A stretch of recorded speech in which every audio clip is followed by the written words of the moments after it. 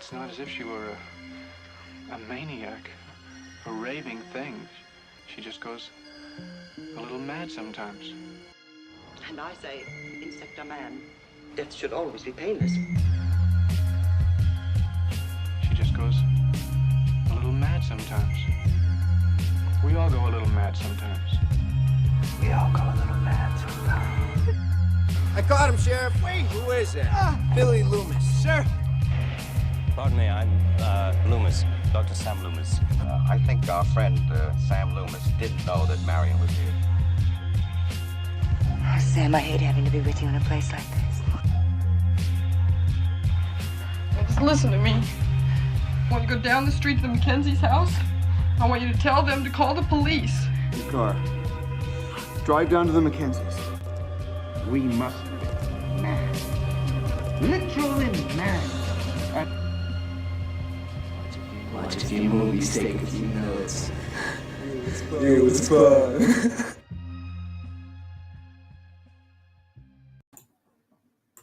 Good evening, chat. I hope you are fine tonight. We have got an absolute treat for you on the 72nd episode of Double Feature Horror Show.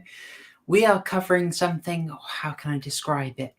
It's like a honeymoon with Ric Flair. It's old, but it packs a punch. What do you reckon? How are we doing tonight, folks? I hope everyone is doing well. I'm doing very well. God, I've got a long night ahead of me. We're doing this stream up until potentially 10:30, and then I'm going to be doing a bit of Twitch with Mr. Denzel Jones. Oh, afterwards. So indeed.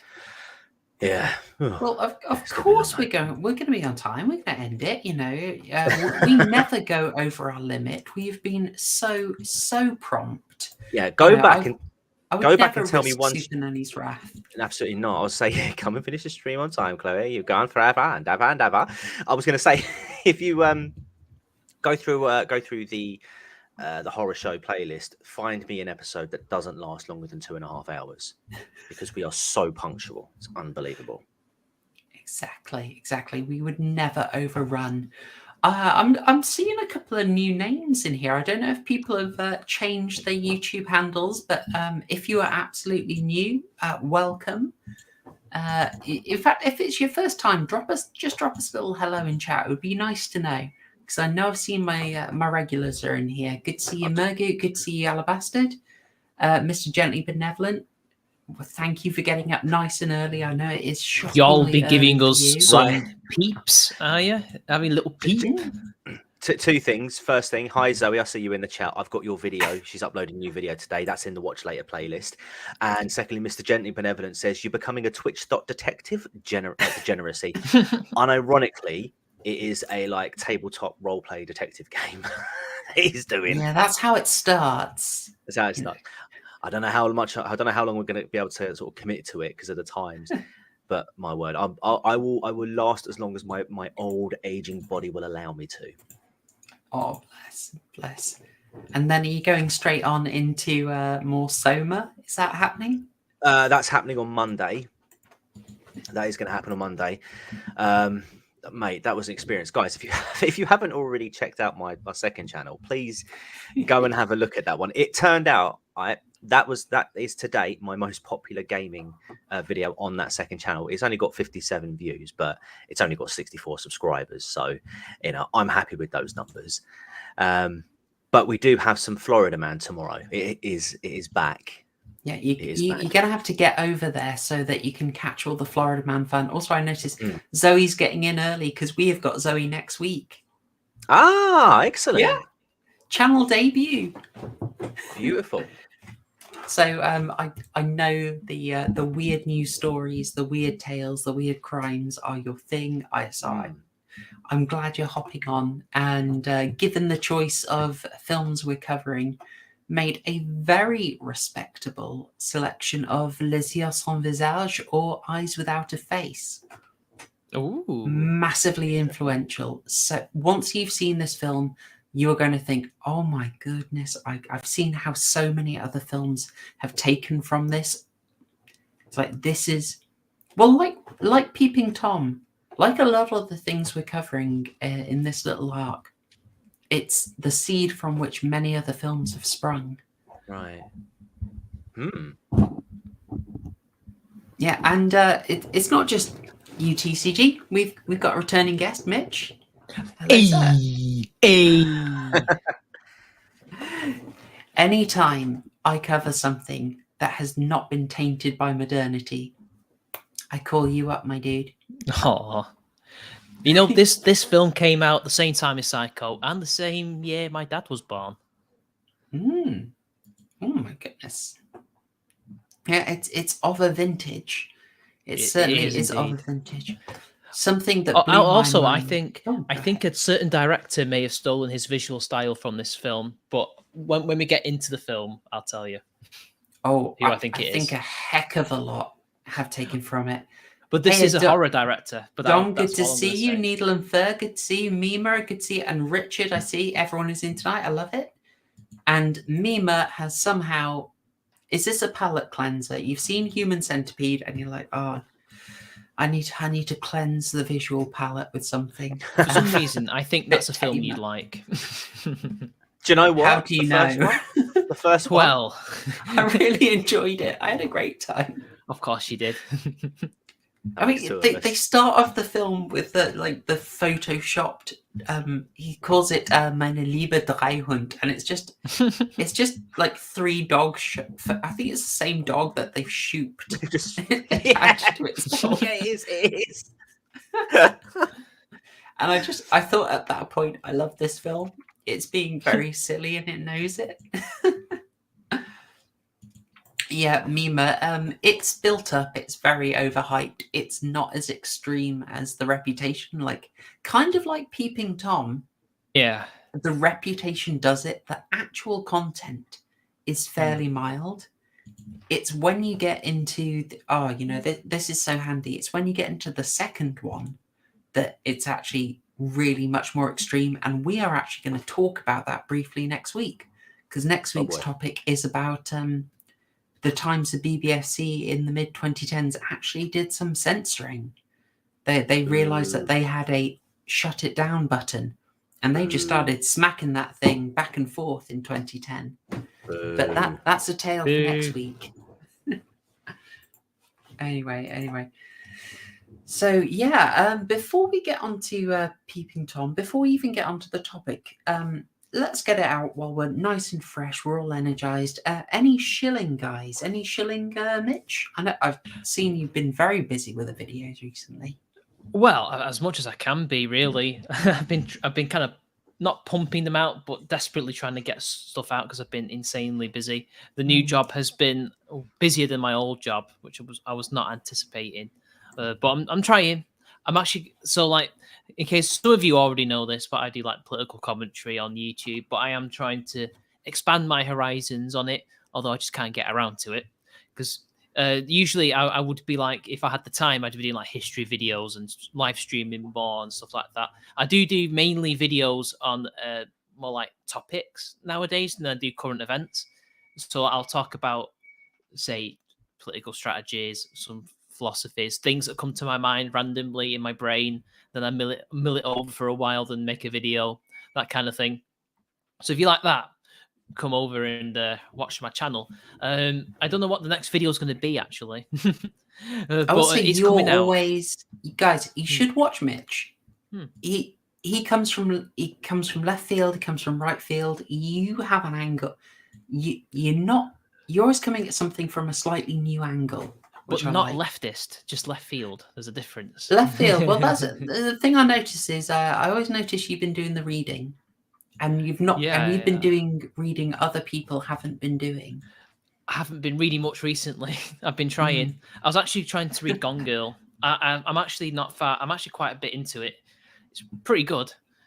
I don't know who to believe at the moment. I do believe the guy, but I think it's kind of been spoiled over the years, so I kind of know that she's crazy. But you could just read the book and you know she's mental. But is that a spoiler? No, it's not. But anyway, I've been trying to read stuff. I've got loads of books by my side about the fall of Rome. That's for a video that's still in pre-production. Oh, fantastic. Hmm. Okay, that isn't it's one of those things, like, it's a bit of maybe an in-joke in our circles, like, you need to know your Romans, and I know nothing about Rome outside of Spartacus.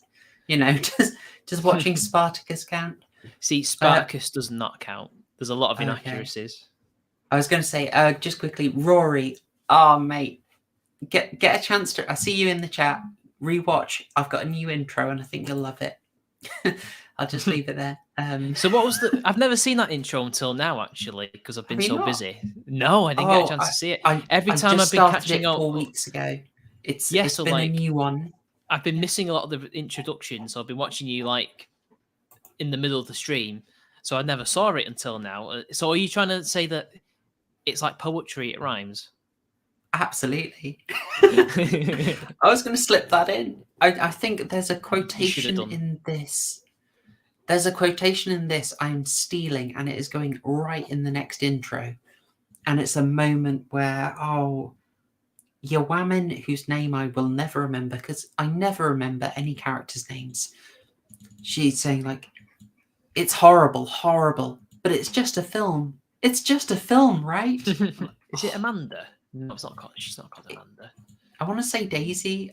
I could be. It's not very Daisy. wrong. Peeping Tom. I'm just going to get the Wikipedia up. Go for it. Do it. Something that really surprised. Oh, sorry. Yes, we've done your shield. We talked about what you've got coming up, TCG, which tomorrow is freaking Florida Man Friday. Mm-hmm. Helen, thank you. Yeah, freaking Florida Man Friday. We're doing it on your live channel, which get me a link and I will drop the link in the chat. Because folks, you should pile on over to TCG's live channel so you can catch the Florida fun. Like a dog pile, like the mob baying for their next cancellation victim. Except I don't want you cancelling. I want you to hit the subscribe button. I want you to hit the notification bell. I want you to hit the notification bell so that you're reminded half an hour before the freaking Florida Man Friday starts. I'm actually quite happy with the thumbnail that I did as well. I'm not going to lie. I took an amalgamation of 3 of the articles and just made it look really sinister. But I promise you, the articles are anything but. But yeah, come and join us over there on the second channel. It'd be great to get to 100 subscribers on that one. But I did upload a new video on Monday as well on the main channel, which is quite an interesting case because it's a cold case, but there is blatantly a suspect. There is DNA evidence. There are all the circumstantial bits to go on the side. The only thing is, no arrests were ever made with regards to murder charges. So for the last 6 years coming up now, the family of Taylor McAllister have been basically pressing St. Petersburg Police Department to try and get the truth out there, to find out what happened to their daughter. And they're very vocal about her life, her history.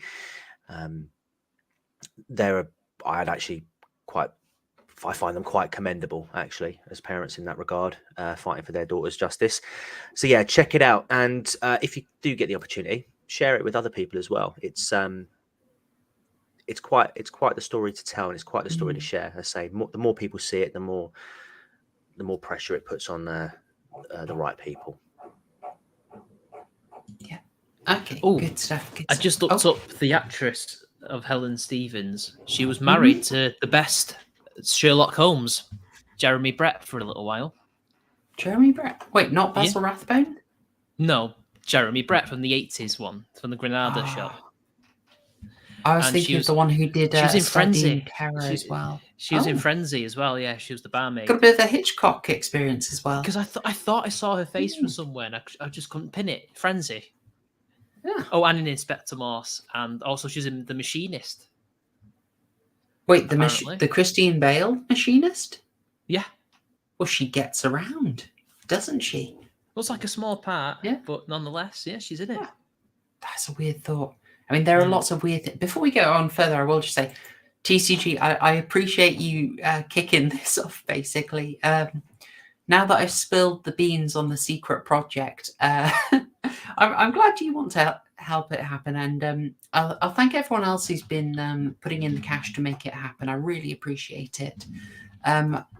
If we can get up to sort of, I think if we get another 6 members, we are pretty darn close to getting there, and we'll be able to fund it. I talked about the plans for it last week. No, not last week. When did I do it? Was it the? It was last week. You spoke. It was about last week. Sure Yeah, it was in the Perfect Blue stream. Yeah. So I won't rehash it there, but you can watch that at the start of the Perfect Blue stream and find out just what the heck I've been yammering on about for a few minutes. And I've given all the details there. But yeah, if you want to make that happen, best thing you can do is join the channel as a member. There are links for that in the description. And the reason I say join as a member is basically because it's going to be a while before I can make the thing. And so if you're a member, it's just that much easier for me to get you the like something in the meantime, like exclusive content. I have got an exclusive video that I put out last week about it's not about horror films, but it's interesting. It's an interpretation of the protests that have been happening, the meta narrative around them. Okay. So that is out, but yeah, in the meantime, something else that I'd really appreciate you doing is get a good clear shot of that like button and then raise one leg of your tripod. Yeah. just shank that like button. Give it a good peep. Absolutely. Yeah. Likes to be smashed would be fantastic. 16 people in the chat. I would love to see 16 likes. And then apparently YouTube will share the good word of the channel, and that would be fantastic because more people in here keeps it fun. Dom, there's a question. Exactly, Dom. There's not a Discord group. I thought maybe I could make it. I don't know. If people want a Discord for this, where maybe we could talk about some of the things going on the channel, that'd be nifty. Do a poll. Do a poll. Do a poll. Do a poll. All right, I'll get a poll going maybe. While there's a moment, I'll try and make one, but give me a prompt. I say, also, like, don't feel any pressure to put cash in. Honestly, it really helps me make the things, but I don't want anyone under pressure. You being here, you chatting, that alone really helps because I would feel like an absolute gonk trying to do this to an empty chat. So you guys are fantastic. Best thing you can be doing without any cash is just like smashing the like and spreading the good word of the channel. I do want you to feel pressure though. So yeah, TCG. Make that what you will. TCG has got you under the thumb screws, but yeah. I have no problem with the shilling side of things and asking for e-begging. It's all good. Don't worry. I will take the burden that Proper Horror Show is not prepared to take. Okay. Much appreciated. Much appreciated. I am looking at you all with judging eyes right now. All right. That is our good shilling. That is our good shilling for this week. Fantastic. It's something horrible is happening. I'm dying less inside when I do that. It's starting to feel natural. Terrible. Let the evil flow through you. Let's take a swift detour away from that and discuss a topic section, which I think is just a quick one of wild speculation. But I kind of want to do this because how good is it going to feel if we're able to be proven right? You know, we're just going to be able to say, called it back in 2022. Oof. You know, we want to talk about what the next trend in horror is. We're just speculating wildly. And I have an image for this. Oh. I meant to use it ages ago. We never got round to completing it. And if people are wondering why we don't have Harry in this week, I think legally I'm not able to comment on the case, but we wish him well and his, we hope he is able to return from Constantinople to Istanbul. And let's be honest. aiming with a broadsword is difficult. Yeah, So it must be certainly. I That's don't why mean to you use a name dox spear. Harry in there. Yeah. But hopefully we'll have Haryan back next week. Yeah, apparently he's got a really good solicitor, so I didn't should just get Ali's I bail. didn't just kill the women, but the kids as well. That's my Haryan impression. Harry Anakin? Yeah, basically. Where on earth is the thing I need? Gosh, I did have it, and I don't think I've. They were drillers. And I killed them like drillers. There we go. I'm not a driller. Oh wow, that's a throwback one, isn't it? I was gonna say, does anyone remember this? Wasn't that from the first episode we did? It was in like the first 10. Okay, folks, if you're not getting massive nostalgia waves, I'd started doing a little thing on how the horror industry, the horror genre changed after Scream went totally meta, and then they couldn't really do meta anymore. So what did they start doing?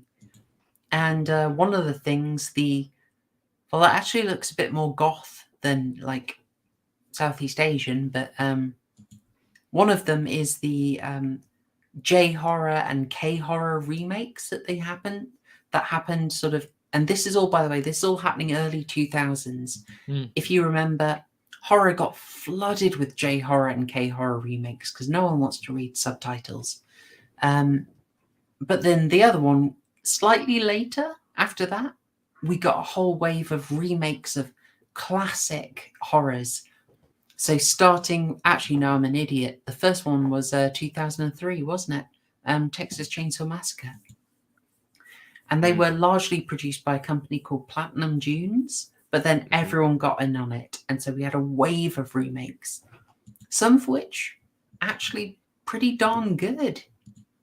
And the last one that I didn't ever actually cover because I thought I'd save it for an arc, and we haven't gone to it yet, is do you know what that last tallest Diglett is?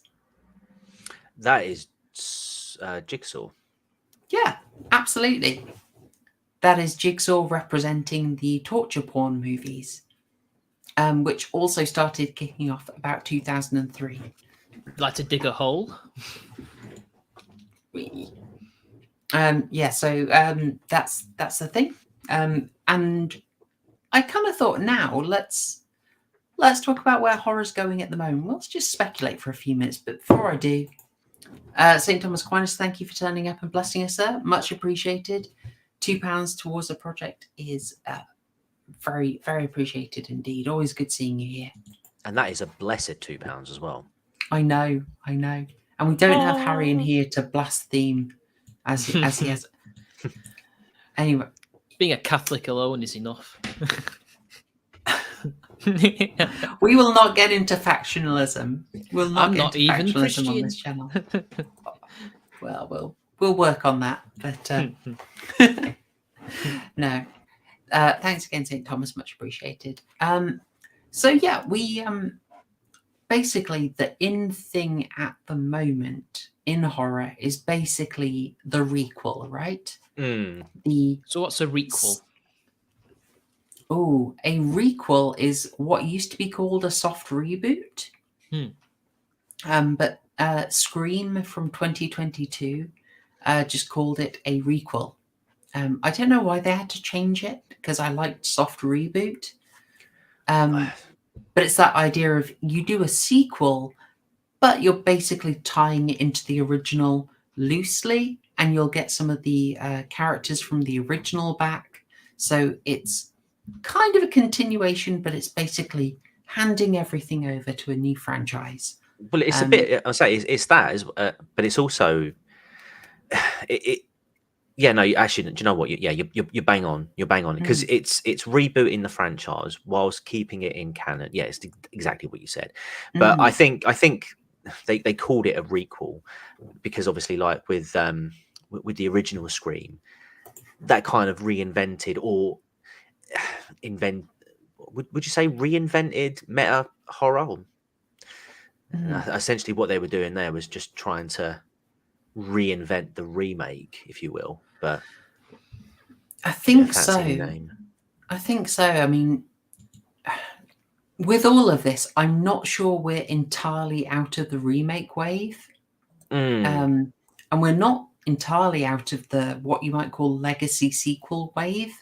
Like Netflix recently put out a not particularly well received Texas Chainsaw Massacre film. I still haven't watched that yet. I can't bring myself to. That franchise has a glorious first, and then it is a nightmare of continuity. Yeah, there is about 4 different canons in that, and it's all a bit mad. Not that Halloween isn't also guilty of this. Yeah. They've kind of done the Requel thing as well, except it reads a lot more like a straight sequel. Hellraiser is getting a remake, and we don't know if it's a remake or a requel. It's kind of hard to tell. They might be going for that angle. What about Phantasm? Will they do that as well? Do you reckon? I would be surprised. There's something about Phantasm is very culty. Like it's always been low budget, and always kind of more of a fan project. I don't really get why. They sort of tried to do the remake of Child's Play, which I really hated because I thought it just did not get the original at all. I also saw recently, bizarrely, legacy prequels happening. So, you know, often the problem with horror films is that the villain doesn't come out of it very well. So unless you go supernatural, your sequel potential is quite limited. But I saw recently that there is a prequel for Orphan. Actually, it's coming out very soon, called Orphan First Kill. And there is a prequel to The Omen coming out, which I think is absolute heresy. How do you do that? Oh, I think you've spoken about this before, but yeah, how do you do that? Because the first Omen literally it explains everything. Yeah, like what? I'm torn on it. I mean, the only thing I can suggest is that David Seltzer's novelization of the script that he wrote had a lot of detail on the cult that ended up being influential. Like, there's a lot of backstory in that, but I've got no idea. I think it's fair to say, like, we are still trending on name recognition. And also, folks, you wait. The second this painful, torturous lawsuit over Friday the 13th is resolved, we're getting more of that. Definitely. I didn't know there was a lawsuit. I didn't even know there was a lawsuit. Yeah. It's been stuck on that for like a decade now. It's basically over who owns the Jason character. You know what they should do? Flip a coin. It would be pretty nice, wouldn't it? It would be pretty. You know what they nice. should really do? Just let these franchises die. Like, they've had their time. Well. I think when you get to the point of Halloween and Friday the 13th, you know, your Nightmare on Elm Streets, I think an infinite number of sequels is acceptable at this point, because I mean we're past the point now of them being remotely good. You might get the odd hit every now and again, but then you might get Jason Goes to Manhattan. We were positing, like, maybe there's going to be, I mean, like, there's a rich canon of Tales from the Crypt. Like, I don't see why they can't. We've had Twilight Zone rebooted. We've had, oh gosh, my mind has immediately gone blank. What was the other anthology we're talking about, Mitch? Creepshow? Thank you. Yes, Creepshow. We've had Creepshow. That's been successful. I reckon someone's going to delve into the canon of Tales from the Crypt and get that going again. Like, there's so many stories there you can go for. I mean, studios still seem to really want that name recognition to just sort of do a lot of the marketing work for them. Who knows? But the way I see it is that this will end, like this, all this requel nonsense. It will eventually end because they'll start losing money on it, or or as Razorfist likes to point out, all these trends have like it has like a phase. So you'll have the initial phase where it's just trying to figure itself out. So in the early 2000s, they were trying to figure out the whole requel thing. So they were just doing straight remakes, like the Rob Zombie and stuff like that. And then eventually they kind of hit their stride early last decade. But then eventually they've got to start going to the deconstruction phase, which I assume they must be in now at this point, right? And then from then on, it'll go a bit meta. They'll start making fun of themselves. Then it'll just die. And then they'll have a new trend. And I think I couldn't tell you what the next trend will be, but I know where it's going to be. And it'll be on Shutter. Because that seems to be, to me, where all the new American original horror has kind of found a home in. I mean, maybe TV too. It might be on TV, like American Horror Story, things like that. I think that's where it's going to be. I think in mainstream Hollywood, I don't see American horror really returning to form, and also I don't see British horror returning to form after the shambles that I watched a few months ago. Well, but we will not talk about men here.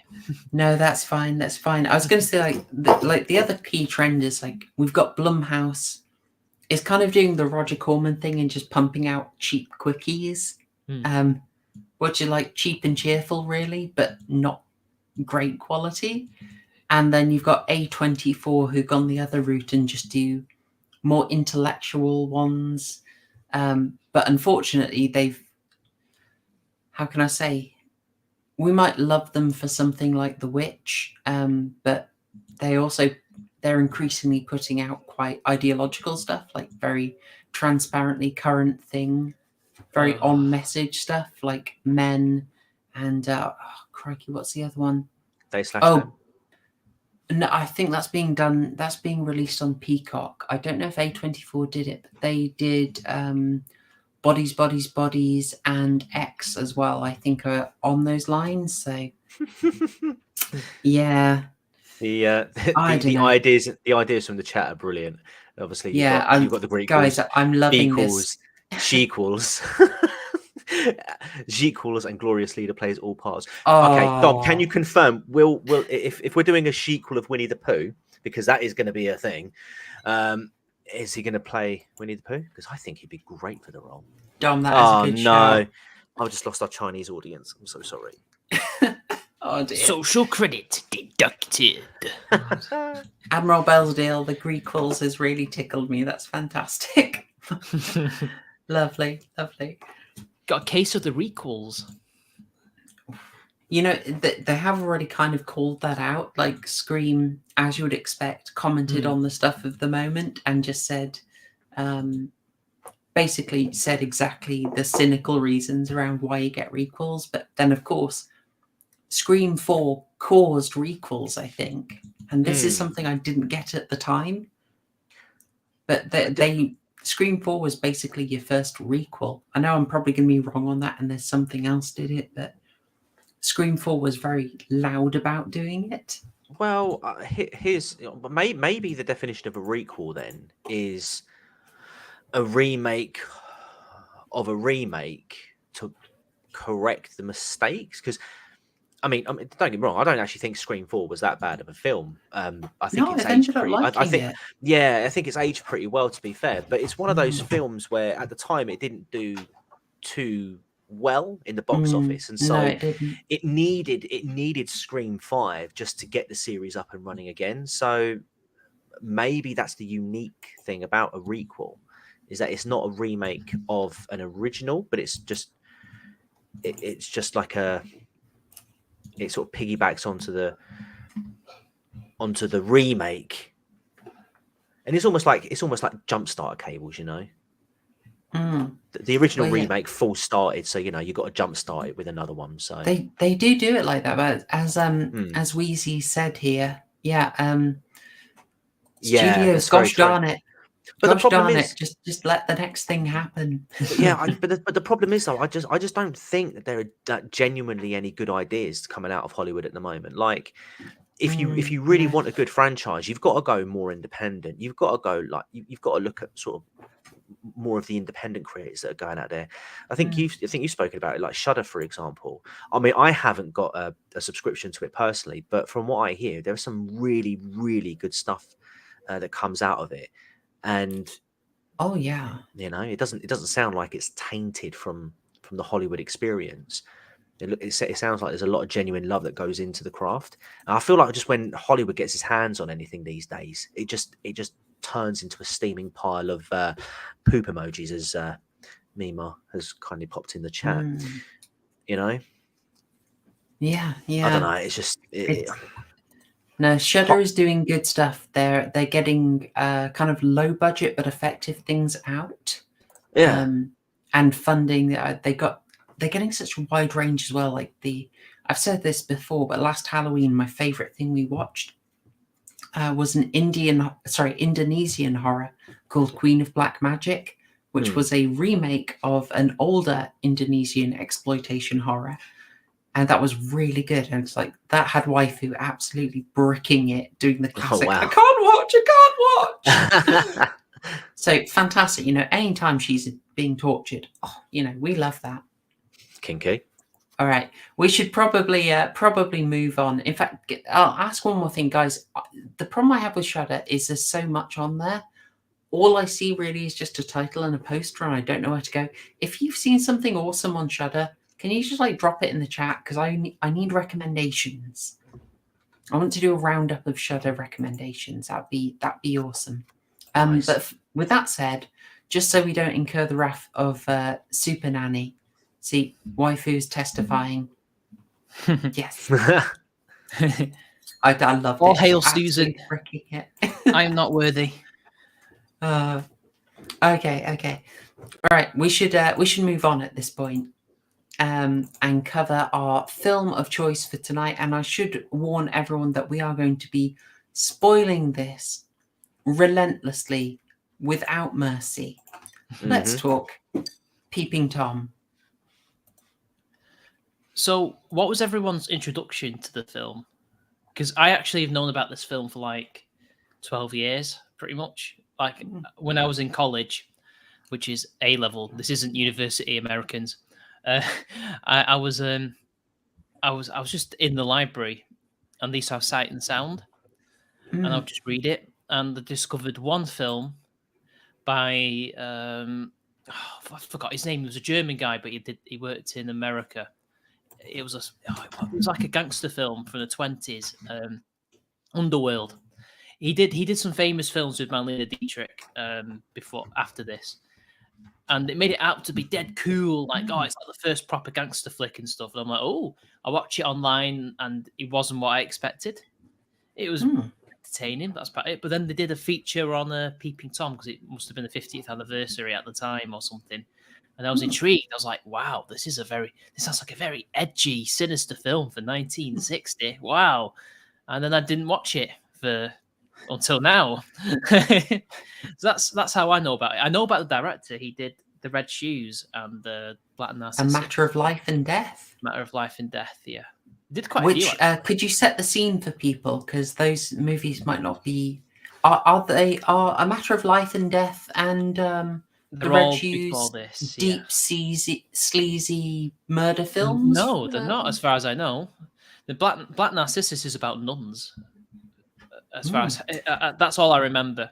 Yeah. What I'm trying to get at here is, by the way, Matter of Life and Death, amazing, beautiful device where basically it's about a pilot on the cusp of life and death, and the scenes in heaven are in Technicolor, and the scenes on Earth are in black and white. I have seen that. Yeah, it's so for him to make Peeping Tom, what would be the equivalent? Kind of, I don't know, just like suddenly seeing a Wallace and Gromit snuff film. It's really off-brand. By the way, I'll just say quickly, Mr. Gently Benevolent, thank you so much. Thank you for joining. You're an absolute star. I hope you enjoy some of the. You can sort of binge on the exclusive content that's available. Although I will say that Black Narcissus is about, I think, about them being tempted and stuff, but I don't think it's anywhere near as controversial as this one. No. Yeah, it's quite a turn for me. This is one of those films that has a big reputation that I just somehow I thought, oh well, I don't need to see it then. It just got such cultural weight, and I've never. It's like the War and Peace of films. Just you've heard of it, but you've not read it. I'm assuming none of you have actually read it because I haven't. I haven't. Lots of films have just this massive cultural meme gravity about them, and then you never end up seeing them. Oh my gosh, I shouldn't have said that, Dom. That is disturbing. That is brilliant. Raya Gromit. Oh no. Oh dear. I'm trying to think of other examples, but that's one that comes to mind of just, oh, why have I not seen Quo Vadis? I haven't seen Quo Vadis, for example, or The Greatest Story Ever Told. I've never seen that. I think I've seen that on TV. Yeah, I've seen the Zeffirelli, the 7-hour one, but sorry, I think St. Thomas might approve of Jesus posting, but I'll try and keep us on topic. So I'd heard of it. It was actually mentioned in Scream 4 of all films. Peeping Tom. Yeah, seriously. There's a big thing. One of the questions that Kirby has to answer to save her love interest is, what was the first slasher? And she goes, Psycho, Psycho! And in Scream tradition, she is keen but wrong. Peeping Tom is the first slasher. Which should have sent me running straight to this a decade ago. And I never did. Again, same. I didn't go running to watch it. How about you, TCG? Had you heard of this film? Well, I mean, now that you mentioned Scream 4 in that question, yeah, but it obviously didn't register because the first I heard about this film was when I said to you the other day, "Oh, can you remind me what we're watching?" And you said Peeping Tom. So I got Peeping Tom. Yeah, unfortunately, my introduction to this movie is rather less exciting. But that's the story. Enough. That's fair enough. Yeah. Well, it's so tricky to know how to go into this one. I found so many weird bits about this. We are covering Psycho for the end of our 1960 arc. And if I haven't said already, the whole arc we're doing for the month of August is about horror films released in 1960. Because weirdly, 1960 is just like this golden year for horror. Like, what's one of the others? 1999? Just ridiculously good movies coming out left, right, and center. Did Gladiator sneak in 1999 or was that 2000? Gladiator. That is a good question. It is 99, I think. I think it might be, yeah. 2000. Yeah. Okay. Just snuck in. Anyway, you got The Insider, you've got Fight Club, etc., etc. I would have formerly said American Beauty, but I've gone way off that movie. Anyway. There was a backlash of a massive variety to Peeping Tom. People found it way too extreme. I will read to you from a contemporary book. What I have here is Ivan Butler's Horror in the Cinema from 1968. His account is quite interesting. It is rather difficult to understand the howls of execration with which Michael Powell's Peeping Tom was greeted in some quarters. Admittedly, it deals with perversion. Admittedly, it takes a theme of perversion and uses it as a basis for a commercial shocker. At least, however, this film makes no plea for tolerance of perversion. It does not suggest that perverted instincts are humorous, or perhaps even rather admirable. It does, on the other hand, ask for and command sympathy for the unfortunate victim of a sadistic father. Like Butler here, writing on his history of basically horror from the silent era all the way up to 1968. he's charting the backlash to Peeping Tom, backlash that actually caused Alfred Hitchcock to not screen Psycho for critics. The mood at the time was a bit blood in the water, and Alfred was like, "Oh no, they've got." Turns out films about voyeurism with a few murders get the critics really, really angry and starting campaigns. I'm just going to not screen this for them. So interesting repercussions for a film we're going to cover later in this arc. Very much the canary in the coal mine. Yeah, I mean, totally. looking at it with our modern day eyes, I cannot understand how people were so outraged by this film. But then it just sort of shows you how far into the degeneracy that we've found ourselves in, I suppose. We definitely I don't think it's even that. I don't think it's even that. I'm joking, of course. I just think, but we've become but I think we have become a lot more desensitized to sort of some of the stuff that we see on media these days. And I mean, there is. I think that the only blood that I saw in this film, I think, was right at the very end, and it was like the smallest little drip, like paint of blood just on the lead antagonist's lips. Michael's name, or Mark, I think. Mark, on his lips. Mark. There's absolutely no gore. But I mean, in terms of like sheer sort of disturbia, I mean, it did good. It did good. Yeah, it's not so much bloody. I did find it genuinely shocking and disturbing at some key points that we'll get into. Like, I think the start kind of front loads it because it's scary. Or sorry, I should say I was shocked by the sort of explicit, the explicit sort of sexuality, nudity, the sort of frankness of dealing pornography. I didn't expect. And we will get onto that scene a bit, but that surprised me very much. I'll say I saw one thing that surprised me was just the newsagents, and with the abundance of tats that were on display on the shop window. Yeah. Oh yeah. I mean, even now. I mean, it looked well. I mean, not in my area, but I mean, it looked like a telephone box from the 90s. Yeah, it did. Here we go.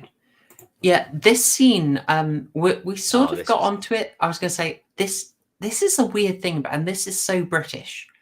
There's disturbing implications of the worst kind of things being done to children in this film. Tastefully leaving it to your imagination and not even confirming that is what has happened. Wait, what? But it's potentially in there, but I'm really. Sorry, I didn't get that. It's okay. It's kind of like Thomas Hardy. He keeps it vague, and you can read it being the worst thing or a less worse thing. But you also have multiple scenes of comic relief. It does happen a lot, though, especially in British horror. I mean, think back to Dead of Night, which has the kind of really humorous story about ghosts playing golf, just inserted after it's been particularly terrifying for a while, almost to sort of let the audience catch their breath again. And this scene, I got a real Hitchcock feel for. I don't know if I'm alone in that. Oh no, do you know what? That guy did remind me of Hitchcock, actually. Yeah, I did think like I thought they trying to reference him or something along those lines, because I didn't realize that this was the same year as Psycho. So I thought potentially it could have been after Psycho, and they might have just been, this might have been a subtle nod. But yeah, I thought the interaction though between the gentleman and the shop owner, I thought was the quintessentially British. Well, tell you what, help everyone out, and guys, I hope you managed to see Peeping Tom. If you didn't, some very kind person has just actually several kind people have got it all up on BitChute. If you're, I know you're obviously going to try and look for a paid copy, but turns out it's just all on BitChute. In fact, I think every film that I'm covering this month, for some reason, is all up on BitChute. It's weird how that happens. Strange. Yeah, catch people up then. We're gonna zoom back to how this film starts, but I think let's just talk about the scene while we're in it. Actually, before we do, Slim, thank you so much for the £10. That is much appreciated. And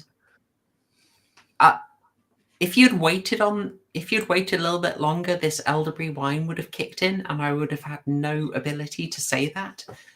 But you got it in just in time, so I will say that thing. Anemone. Heresy. Anemone. No. Say sea anemone. No, wait, Go it's on. the other one. It's the other one. No, this is good. This is not heresy. Anti-disestablishmentarianism. Thank you so much, Slim. Hey. Look, if I can manage Zusammengehörigkeitsgefühl, I can manage that. So. Oh, I'll have an ice cream.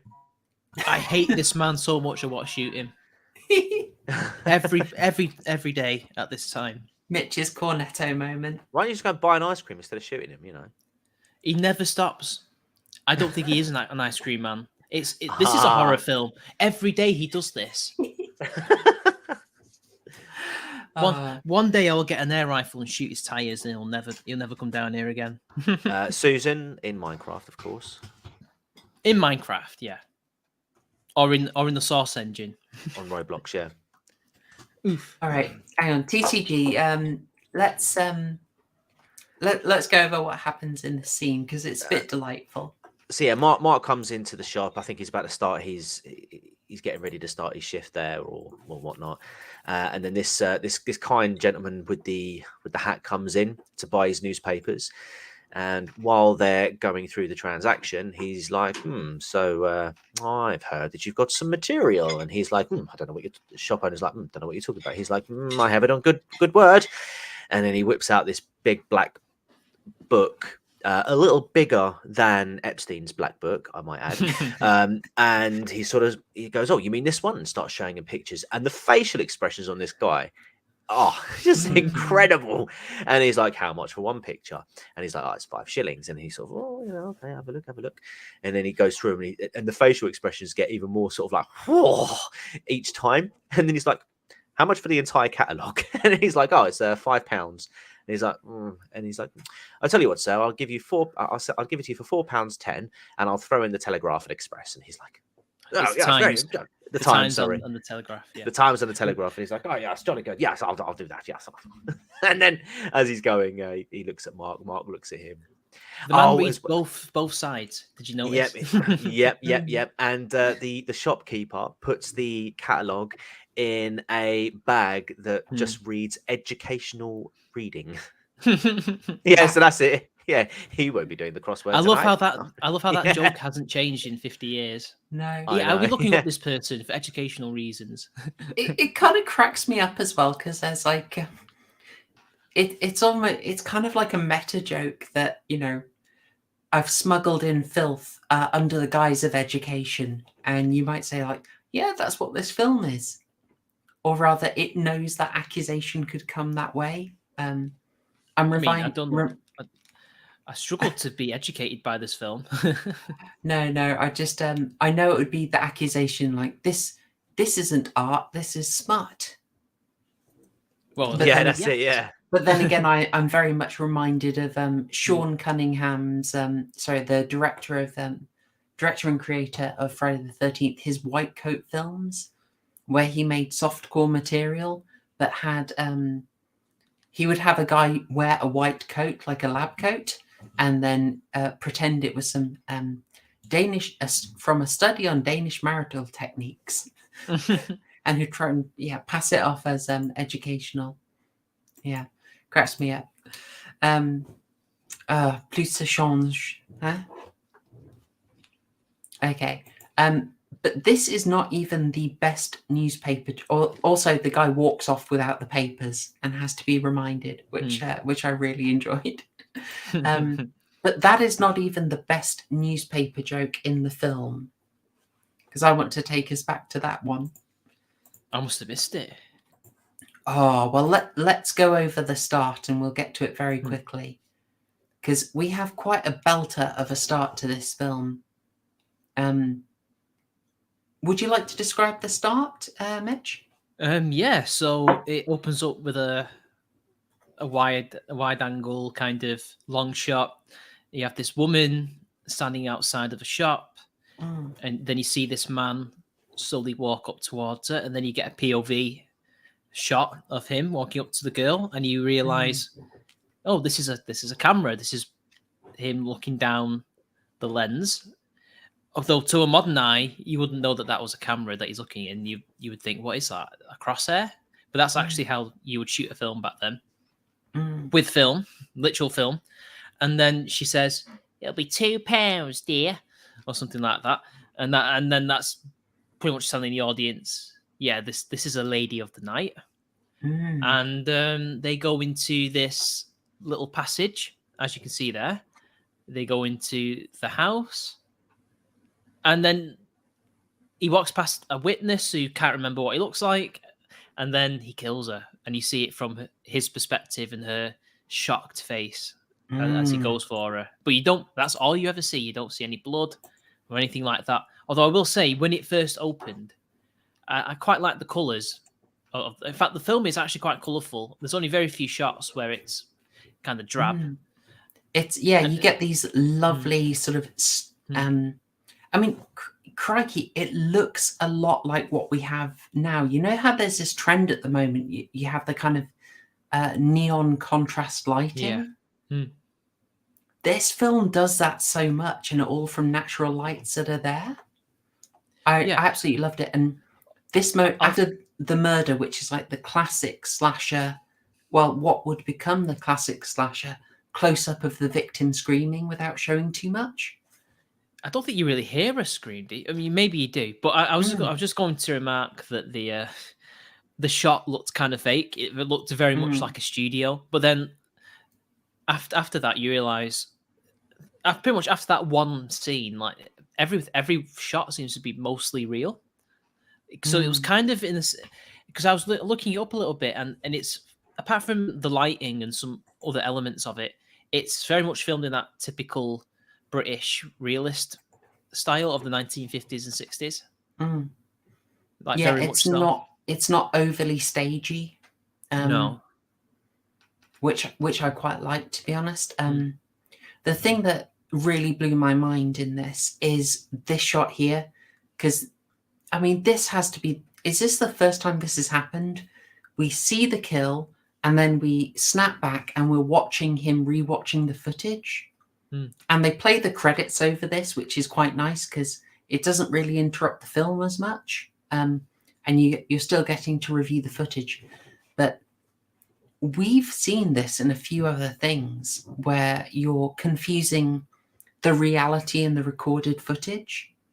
Like this is bringing to my mind an amazing scare in Henry, Portrait of a Serial Killer. If you've seen that.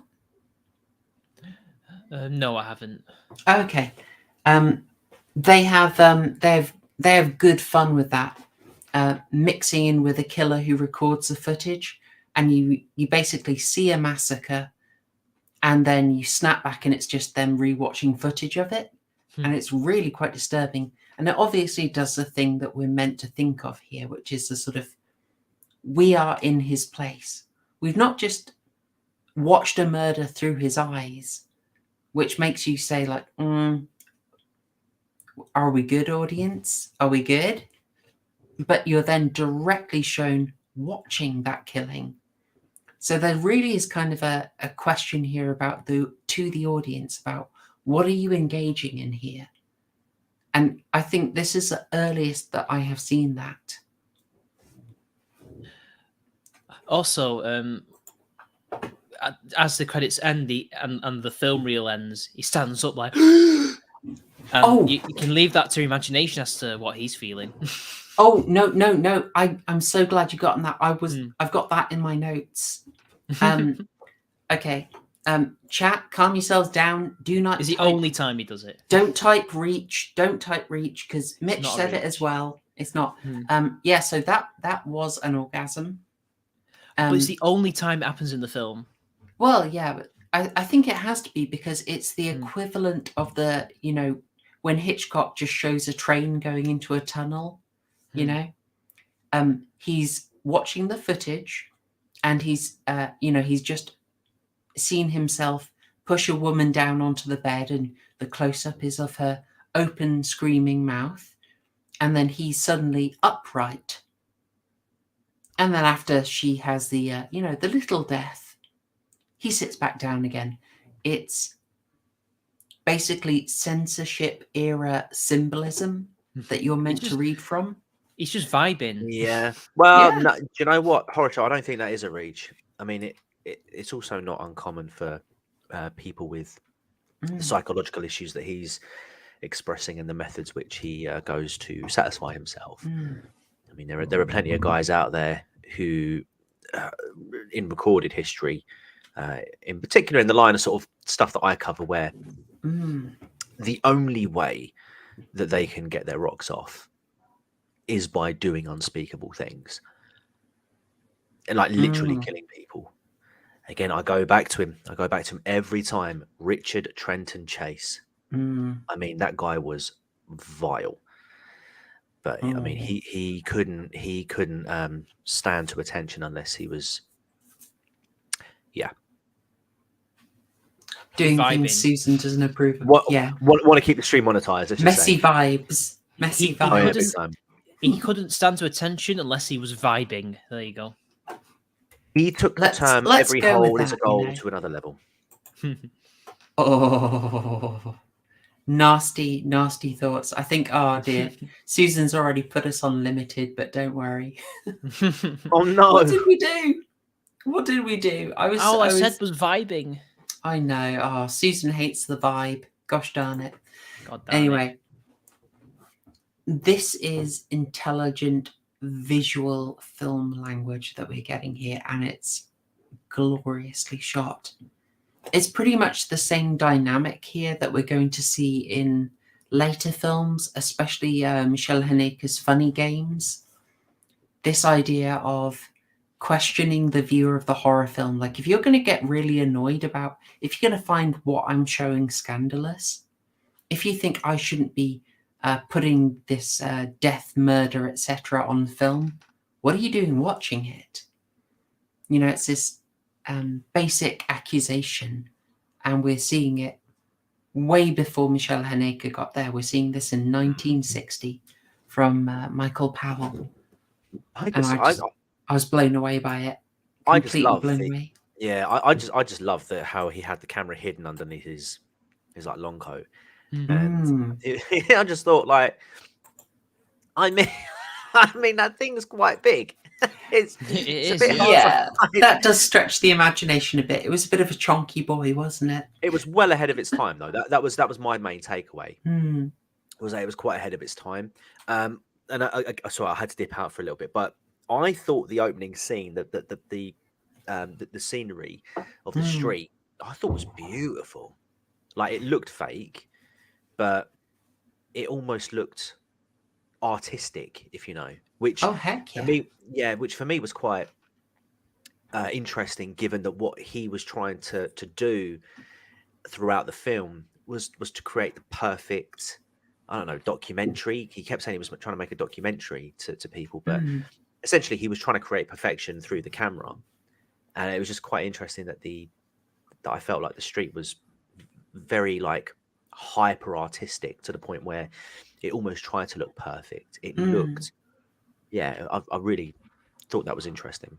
I thought that Dario Argento, this is the director I was referring to, basically stole his entire shtick from this film, just with the lighting, because he loves all that, neon, crazy, definitely vibes going on there. Oh, definitely. I saw it and I thought it's Argento, wasn't it? Spoiler, not confirmed. We may be doing Argentoctober. I don't know how to say it. We might be touching it, or Jaloctober. That might be our Halloween arc to explore some of that fun. But yeah, definitely that sort of lurid color that had been sort of toned out by the new film processes. And Argento's like, no, I like my strong colors. Bring them back. Absolutely. He also liked the stalking camera as well. But at this point, this is completely puerile of me. But I already loved this film when this happened. But this is the first amazing newspaper joke of Peeping Tom. Do you remember this? Oh, this scene, right? Yeah, I do remember this. Yeah. So he turns up as killers often do. He goes back to the scene of the crime and he's recording, and I think a policeman comes up to him and says, "Oh, what are you doing?" He says, "I'm a journalist." I think it's just a rando. Oh, it's a rando. Okay, he's a journalist. Oh, what paper do you work for? What does he say? Doesn't he say the Mirror? No, he says the Observer. Oh, sorry. Yeah, Observer. The Observer. Oh, the Observer. Yeah. I'm awful with my. That went over my head. That is a very dark same joke here. that they smuggled in there, and it cracked me up. Wow, that went right over my head. Oh, don't worry, don't worry. I overthink. Should we have a quick? I don't know if you want to get onto this now quickly, but there's just maybe we'll talk about it later. Let's address it now. What do you think of the Schwarzenegger factor? He barely has an accent. It's not much of an effect. I mean, yeah, he's very obviously not English, but he has enough of an English accent that you can be like, whatever. Yeah, he's clearly German. Because this is a Carl Bohm. Those of you who want to know. Excuse me, Mitch. What are you saying? He's Ethiopian. No, he's clearly Eritrean. No, he has Ethiopian citizenship. Carl Bohm has Does he? Ethiopian. Yes, he dead. He's dead now, but dead. Did he really? No, sorry. Yeah, he. I'm just having fun. Yeah, after his acting career, he went and did a lot of philanthropy, mostly in Ethiopia, and they gave him honorary citizenship in 2003. Interesting. Yeah, I thought this was a meme. No, just when you said he's a German. Can't you tell an Ethiopian just by looking at them? Evidently not. Shocking, Mitch. But yeah, I don't think he has much of a Schwarzenegger effect because he already has quite a bit of an English accent when he speaks. He speaks it very well. And well, I mean, like Omar Sharif, for example, doesn't have much of an accent when he speaks English.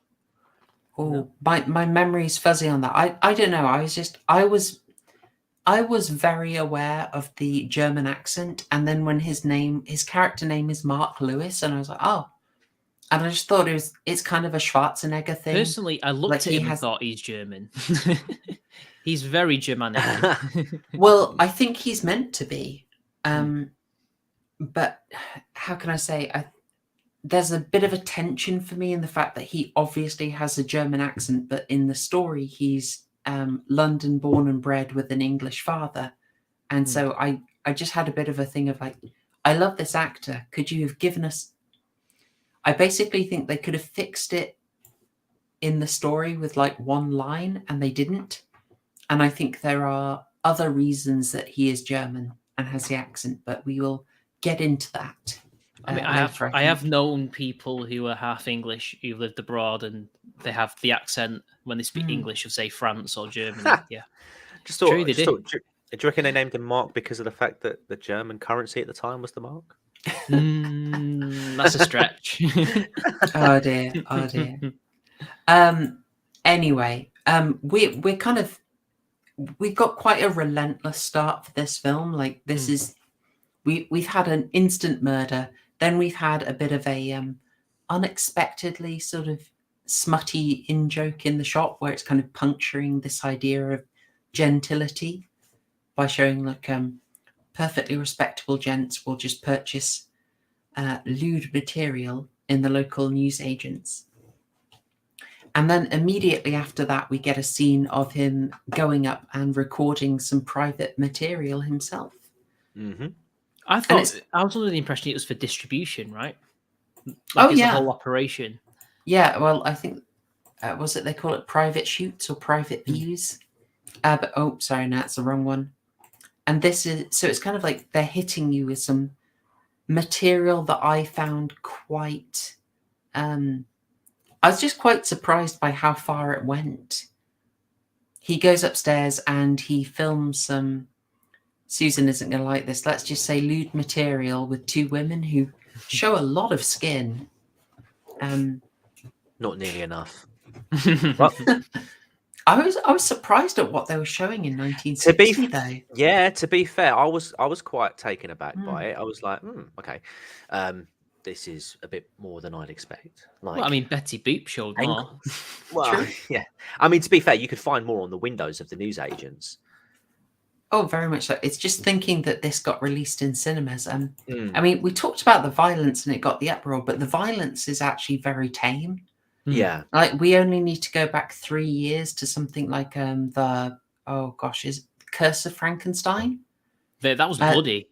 That was really bloody. Like, there's a bit of Frankenstein's monster gets shot in the eye, and there's just gore pouring out. I'm like, sorry, this is 1957? And you can imagine in Technicolor, that blood is very, very red. Wow. I haven't seen that. So, it's really good. It's really, really good. Christopher Lee, unusually, is Frankenstein's monster. That's what I think. I think you've mentioned this before, actually, to be fair. Yeah, Peter Cushing is Frankenstein.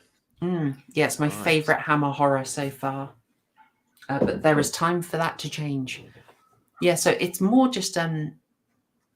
this surprised me in the sort of scenes of the disturbing footage and scenes of just how kind of unsentimental it was in showing that Britain actually had quite a lot of seediness going on.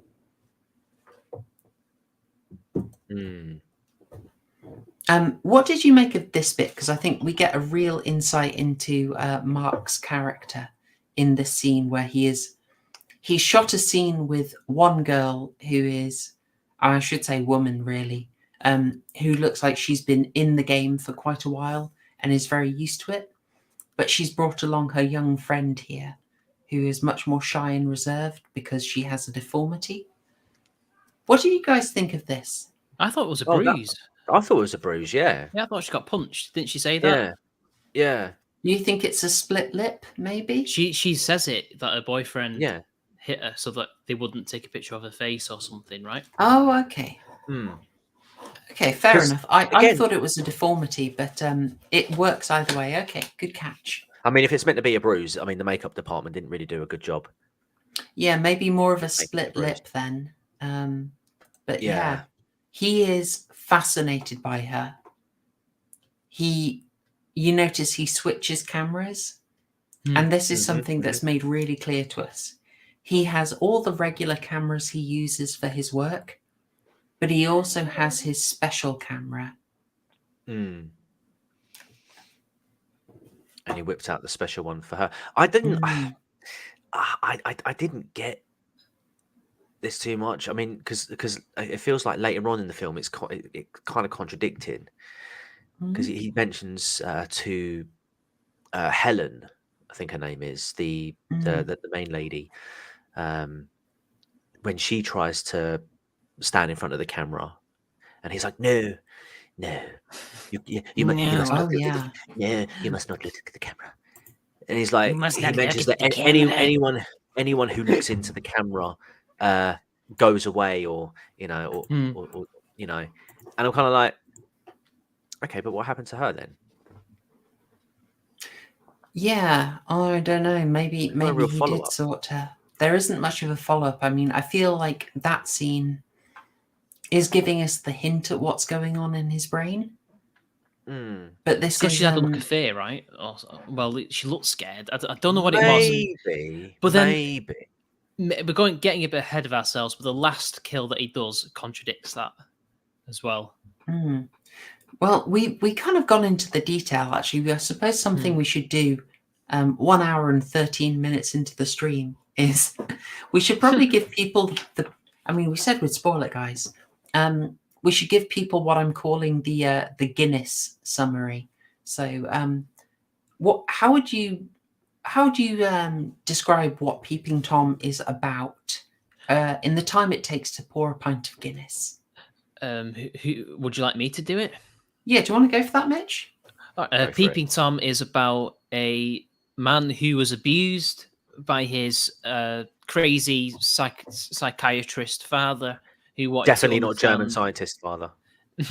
Definitely not German. Definitely not former Nazi scientist father, who wanted to know what fear was like and wanted to document a child growing up and living with fear and stuff like that. There's like elements of sadomasochism and stuff. Like he's always torturing him. He's everywhere. The guy he says in the film he never has a moment of privacy until obviously his dad dies, and obviously that's had an effect on him to the point where most of the people he kills are exhibiting signs of fear. And I think that's what the documentary is about. In a way, it's a sick, twisted way of continuing his dad's legacy, like research or legacy. Yeah.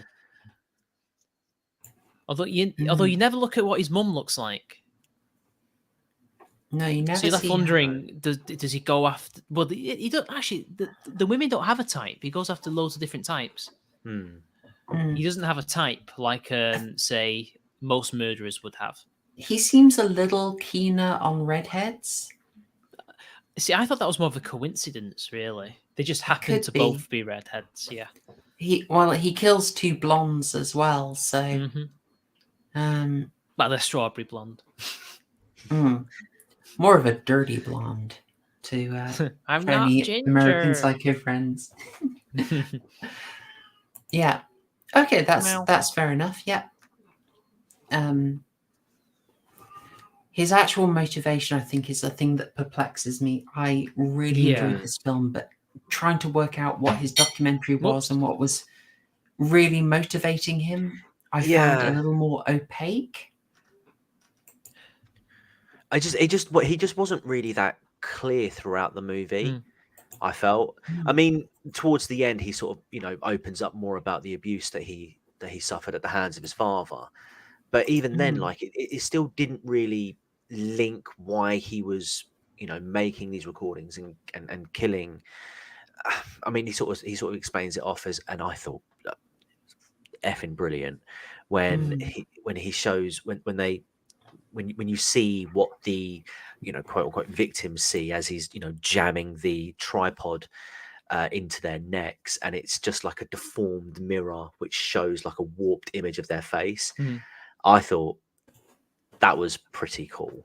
Although, how does he sneak it in? Yeah, exactly. Yeah, how does he sneak it in? Like, it just pops up out of nowhere.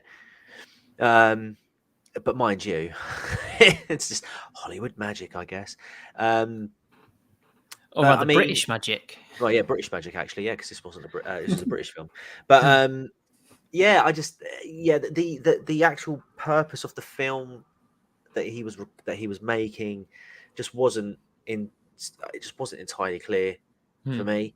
Part of me was kind of hoping that there'd be some sort of twist that he wasn't actually the killer and that he was just merely genuinely just making his own documentary, but also happening to edit and process film for the actual killer. Because I kind of was rooting for Mark. I was hoping that he'd sort himself out. Well, I would say he's somewhat sympathetic, or at least compelling. Like, he starts to bring you over. What we have here in this scene, by the way, there's a bit of a cute thing where Helen, a nice English girl, takes a bit of a liking to him.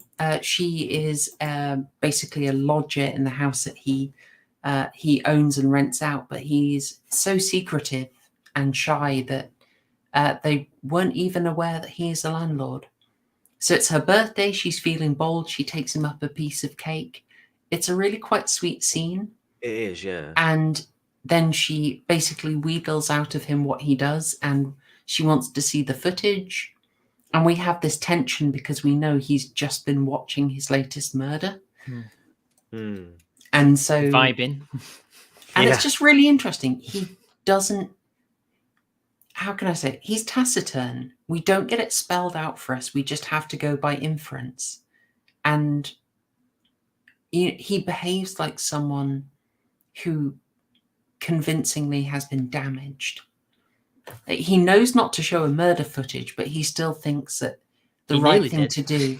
He nearly did. Yeah, he nearly did. Yeah, because there's a moment where he gets the tape, he gets the film out, the canister, and he's like, "Oh, not this one. That's the one that I was vibing to. This one here. This is the least disturbing thing that I can show her." I'll hold off the snuff films until the third date.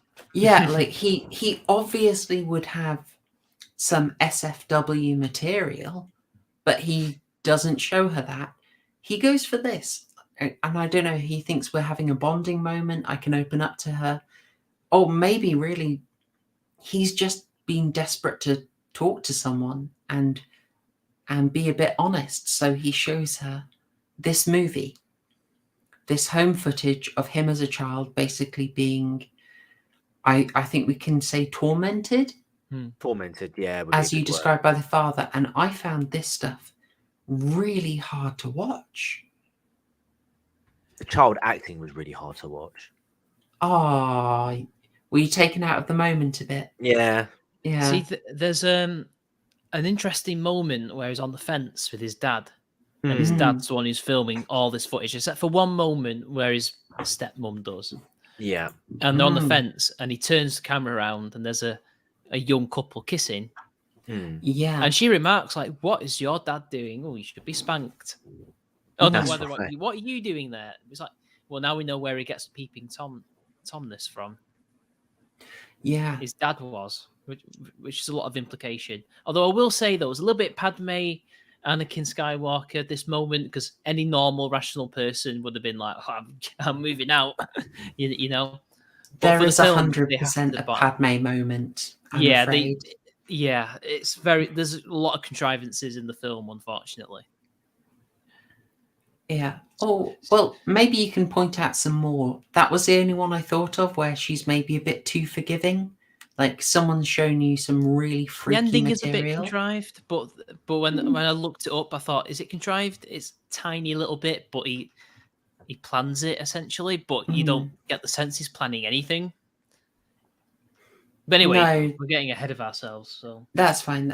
Yeah, there's just something about this footage where it just goes on longer than you expect, into weirder territory than you expect, and it gets really uncomfortable. Like because you feel you're watching too long.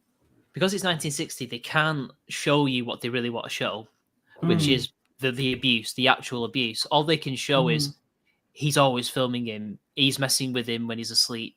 He's making him cry. He's making him indulge his base instincts. And his dad was possibly having an affair. Maybe. Yeah, his possibly. Mother was married to him. I thought being able to, when he throws a lizard onto the kid's bed, and it's a real lizard, it's I found that really tense. I found that really hard to watch. When he did, like, as hard as the stuff where he is just like watching a couple making out, and it's like, this is very wrong. Yeah, and when he did that, my first thought was, hang on, am I watching the original Daddy 05 here? Oh no. I'm lost. I'm lost. Wait, you don't know this? You don't know about Daddy 05? Oh my god. Chloe. When have I ever been in touch? Is this a new thing? No. All right, give me deets. Fill me in. On DCG. All right. Long story short, like the old family channels you get on YouTube. This one guy thought, what would be great to do a channel where we prank our children. We've got like 5 kids. One of them really, really doesn't like being pranked, and it started off relatively tame, but as the years went on, it got a bit too much, to the point where they started getting backlash from their audiences. Philip DeFranco investigated the family. It got like national media attention. Although it was Nerd City that got there first, to be fair. Keemstar interviewed the families. Was it ABC News interviewed them? So big drama then. Yeah. They ended up losing the kids because of it all. They lost 2 kids. The other 3. Oh, was it just 2 of them? They kept. Yeah, because the boy and the girl were from a previous relationship. Correct. The other ones weren't, I think. Yeah, like one of the kids, they were all meant to go to Disney World, and one of the kids, I think it was the youngest one, didn't go in the end. And they basically on camera were like, you didn't go because you smeared poo all over the walls and all this stuff. And then their explanation, I think it was it might have been on Keemstar's interview, that they basically said, "Oh no, actually the truth is the toilet got clogged, but it was just too embarrassing to tell that story. But it's completely fine to make up a story about your son smearing all over the walls." It's like, dude. But yeah, they used to do all sorts of stuff. They used to get the kids to hit each other, like full pelt. Yeah. They went full bum fights. Yeah, full bum fights, basically. Yeah, they made the kids fight each other. Yeah. Yeah. Disturbing territory. Okay. But well, it's just thank you. That's awful. Like literally, they are they are the evolution of poor old Mark's dad. Did this happen? I'm possibly. Oh, damn. Gosh, yeah. Wow, that was so bad that you said damn, not down. Yeah. Oh, I try so hard to be a family-friendly channel. I really do. In the end, it doesn't even matter. R.I.P. Chester, always in our hearts. Well, he was in Saw 7. Yeah, he was. Yeah, I remember that. Who was? Chester Bennington. Was that Chester Bennington? Yeah, I think so. The guy from Linkin Park, the vocalist. Yeah. Oh, okay. True facts. See that I am up to date with some popular culture. So what I liked about this, again, we're getting the motif of we are basically the voyeurs in this scene. We're being made to look at something intimate for way too long. Although very meta. I wouldn't say it's voyeuristic if you're kind of being forced to watch it, because a voyeur chooses to do it, but we're not choosing to do this. Maybe she is, but she doesn't know it's going to be that. I think the challenge, though, is the question is, should we look away? Like, we can look away from the screen, we can cover our eyes. I just turn the screen off, to quote Tyler, the Creator. Not paraphrasing. Well, it's kind of like Michelle Haneke said, one of the acceptable endings of funny games is you walk out, and I want you to walk out. Yes. Yeah, that is. I can confirm that is an acceptable. Well, I didn't walk out, but do you know what? When it comes to covering that movie again, I'm not going to lie. I might be walking out or switching off. Oh, I'll allow bailouts. I've been struggle with that. I have been tempted to do something like, if we watch some of the extreme stuff, I'll just be like, okay, how far did you get? When we cover French extreme, we will get to that. Well, it's like with The Witch, because I know you sing its praises highly, but I when it got to the baby sacrificing scene right at the very beginning, I was like, nope, I'm out. I didn't get far past that bit. They throw that at you reasonably early, and it's pretty awful, to be honest. Yep. It's quite intense. Yep. There's not really the build up to it the way that a Serbian film does a lot of build up, and you have plenty of opportunities to leg it out of there. The Witch kind of just like hits you with that very quickly. But I want to detour into something else incredibly influential, which is more one of the set pieces that I absolutely loved.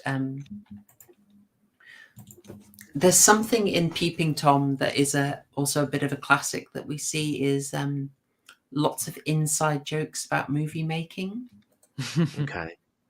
Which I think probably the whole production crew enjoyed very, very much. Yeah, I can imagine. Yeah, his main work, Mark's main work, is as a focus puller on what seems to be for a commercial. Did you get the sense it was a commercial or a TV show? I thought it was a TV show. I wasn't sure. I could go either way on it. But there's how would you describe the director of this? Eccentric. Sorry, the director within the advert or show. Very typical shouty. I want this, I want that. Going through the motions. Not good enough. Take 99, please. I would say like a camp commandant, Yeah. He's very lovey, but he's also very brutal, It's Hitchcock, isn't it, basically? Because he treated actors like that. Well, he made jokes about them being cattle. but they're just Brilliant. tools to be used for his art. I wouldn't say Hitchcock was as effeminate as this director, but I think there's like a type that we're meant to get, and I. Oh no, he wasn't. But it's the attitude. Yeah, I enjoyed it's the attitude it. that is pure Hitchcock, though. He literally thought that. Yeah. Yeah. I enjoyed this very, very much. It's kind of like whenever The Simpsons makes jokes about writers' rooms, is when they're really strong, because you're covering what you know. And the depictions of life on the film set I thought were really interesting. Not just because we're seeing how the stuff was made back in the 1960s with quite a level of technical detail. Like I don't think they were as scared of boring us as maybe a modern movie would be. One of the details I absolutely loved is that on the massive camera, he's always working with this measuring tape, taking it out to the thing he has to focus on, so he can then adjust the camera to a certain amount. I really enjoyed that. This scene was just really odd for me. It was a bit out of place. Yeah. We spend a lot of time in the sort of bright, fun side of filmmaking. And this girl here who's dancing is a stand-in for the actress. And then things go very sinister after dark. See, I would have thought it was going to be part of his whole private recording, photography kind of thing. I thought that's what she was going to be doing. Yeah. But then she just starts dancing. I'm like, oh. Well, there's a real parallel there. He they're not meant to be there, but he puts on the red light, showing like filming is happening. Yeah. And the idea of like, I've put the red light on, red light is associated with prostitutes. We saw the prostitute at the beginning. You're meant to do that association, I think. Oh, okay. And it's, I think, masterful. He spends this long time working with the stand-in, setting it up, getting close. Like something bad's going to happen, and they get close to it, and then they back away, and so the tension just rises and falls. And I found it's like really enthralling. How about you guys? Oh, sorry. Go on, TCG. Tell me your thoughts. I mean, it was certainly interesting. But just I felt like it went on a bit. Especially the bit where she's like prancing around dancing and stuff, Yeah. Like, yeah, I felt like the tension kind of got killed off after a little while. And then did they really have to do this in the studio? They couldn't it anywhere. Well, it wasn't so much. It wasn't so much the venue, like the location that was a problem. I can understand why they were doing it there, because obviously, in terms of the professional equipment, it's all there for them to use for their secret project. But many such cases. Yeah, What is the subtext behind that? The secret project. Oh, what my stuff or his stuff?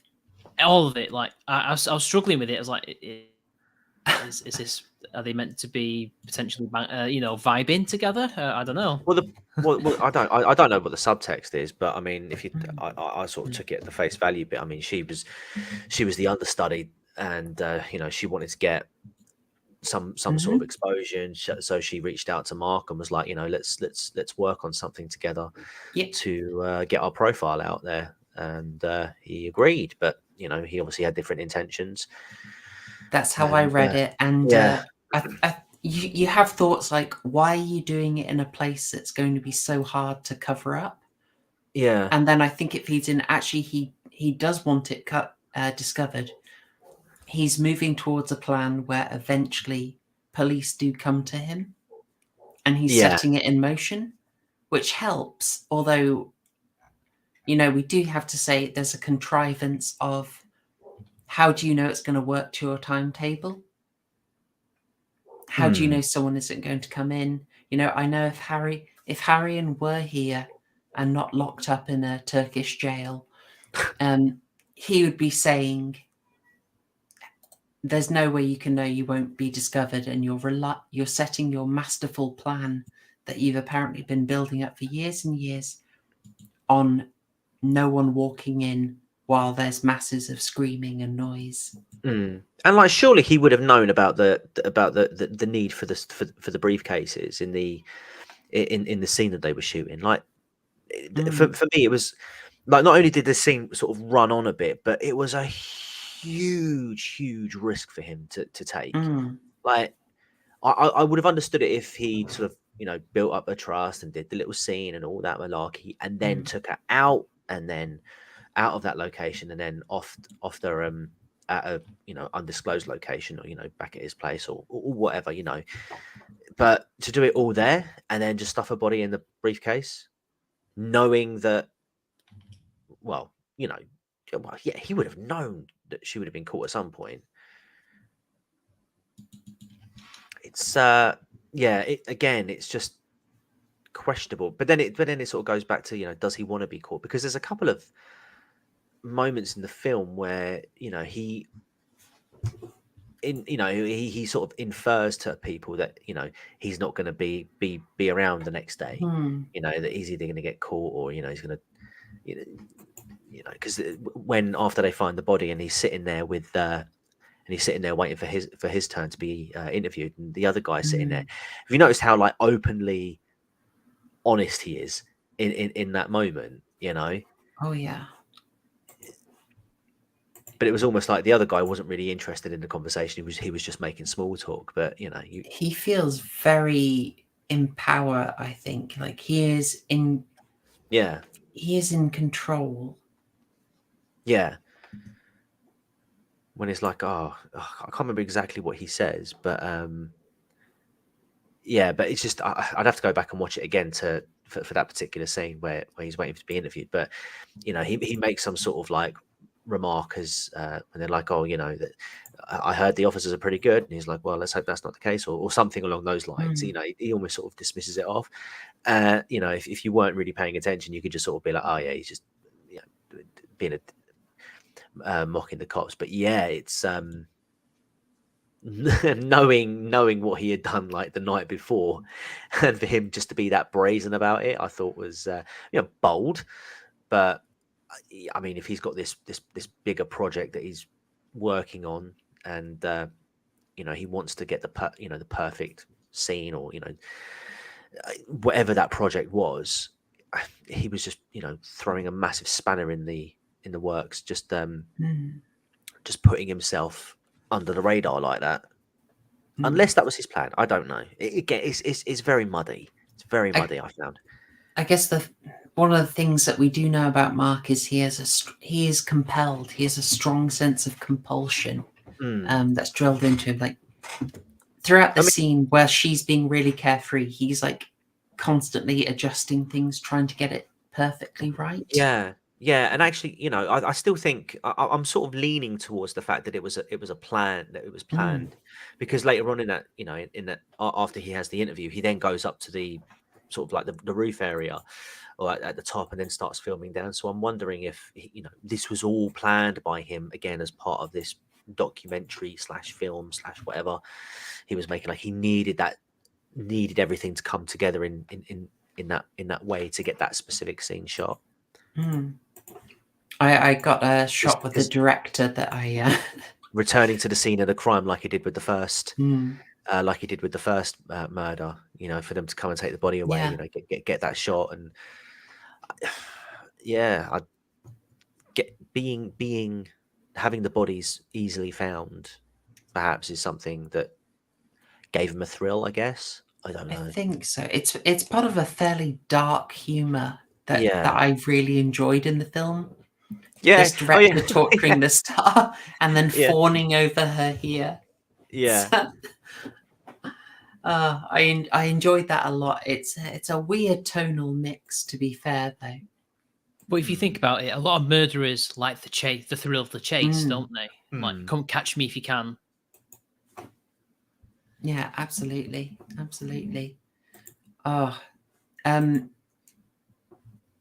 There is a scene that builds on it. So we've we should talk about basically he's building his relationship with Helen, the lodger from below. She's a lovely girl, lovely influence. She has a blind mother who I didn't realize was blind for Same. ages. Oh, good. Same You guys here, too. yeah. Yeah. That really threw me off. This was one of the scenes like I did not expect to be caught out, but this gave me a proper spooking. Like, because I caught her standing in the room in the dark. Although I figured it out before this scene, though. Oh, you had as well. Yeah, Okay. yeah. So I'll tell you that the scene where I figured it out was when it was not long before this, when she's sitting in the house and she's like, "Oh, he's at the window," and like she's their sofa's like facing opposite in the opposite direction of the window. And she's like, "Oh my god, how did you know?" And he's like, I sort of put it down to Mother's intuition initially, because she could just sense the creepiness of the guy, and obviously he's hanging around her daughter. But it was just when like moments, like literally seconds later, when she's like talking to her daughter and she's not making eye contact, and I'm like, she's blind. I get it now. Okay. I just thought she was really sociopathic and on the sauce. I really did. Yeah, well, that's the thing. That's what I thought at first. That's what I thought at first. I'm a bit slow. I'm sorry, folks. Well, I just, because even Helen would sort of say, if you give her too much whiskey, she'll be all over the place, and you're just thinking, she's just a drunkard. But it's like, no, actually, she needs to have her senses about her, because one of them don't work. I like after that scene, she does what a lot of blind people do. I don't know if all of them do it, but a lot of them do it. They'll touch your face to get a picture of you in their head. And he's like, this is the first time somebody's ever took a picture of me. Yes, that's right. In a long time. Yeah. I thought that was great dialogue. And it wasn't in a nasty way. She wanted to genuinely know what he looked like. Yeah. There was a bit in beforehand. It's this scene that you've got up on here. And, he's like, what are you doing here? And she's like, I come in here every night. And it's like, what? Yeah. And then, she's like, when you're blind, you can... Oh, what is it? What is it she says? But it's you always live in the room above. That's right. So she can hear what he's doing. Yeah. I loved everything about the scene. It was so intense, and you got the feeling of. I mean, we should be clear. He's not a kind of standard slasher maniac who basically has to be hidden off screen and covered up in a mask, because ultimately there's not that much to them, and you keep them off screen just because there's not much to explore. Yeah. Mark is complex. Absolutely. And this scene just showcases it so much. This thing of he's vulnerable, but he's afraid, and he's also dangerous. And this scene is such a great exploration of that, as well as genuinely scaring the heck out of me the first time I saw it. It was a bit of a creepy scene. But yeah, I mean, yeah, this was actually one of my favorite scenes in the film, the interaction between these two. Because you really get to see the internal struggle going on inside Mark. And if anything, it's a bit of a win for him, because he manages to overcome the urge to kill Mrs. Stevens, despite the fact that the camera was then poised on her, given what he had said not long, only in the scene prior, like anyone who looks into my camera, they go out of my life, or whatever he says. And that isn't the case for Mrs. Stevens. He manages to pull himself back from the brink, and he almost seems like he's willing to get help, because she's like, you need to get help. You're clearly a troubled individual. And later on in the film, like a couple of scenes later, I think we were talking at the beginning of the stream, or behind the scenes, about the psychologist or the psychiatrist that's brought into the recording at the film studio to analyze the cast members and and obviously just everybody there. And he does sort of mention, you know, the conversation of being a peeping Tom comes up, and you know, he's like, is there a cure? And the guy's like, oh yeah, you know, a couple of years of therapy, 2-hour sessions here, there, another way, you know. And he just sort of makes it sound like a really long-winded process, and you just sort of see him like, yeah, I can't be bothered with that. It's just like, it's too much effort. It's too interesting. I had kind of a different take on that. Okay. Like, I found it was a really interesting one because he speaks to this psychiatrist who seems like a bit of a stock character. Like, he's a sort of bubbly, he's like this bubbly gnome. Just and he talks so chirpily about quite dark things. Like, he's not faced by any of it. It's like if Jar Jar Binks wore an Albert Einstein skin suit. Oh God! Oh no! Not far off, actually. Not far off. But yeah, he's yeah, that's it. Yeah. I kind of saw it as Mark sees it as a chance, like it's a possibility to stop an escape, to stop the plan to pull out, and he's fascinated by this idea that, in a way, the psychiatrist can actually take another picture of him. Because in the same way that, you know, someone can check his face and find out, the psychiatrist can know a little bit of what's going on in his head and knows a little bit of his personal life. You know, he can, he asks him, do you know my father? And the guy did. And then it's, oh, can you tell me a bit about, do you remember the word, guys? I forgot it. Scopophilia. There we go. Scopophilia.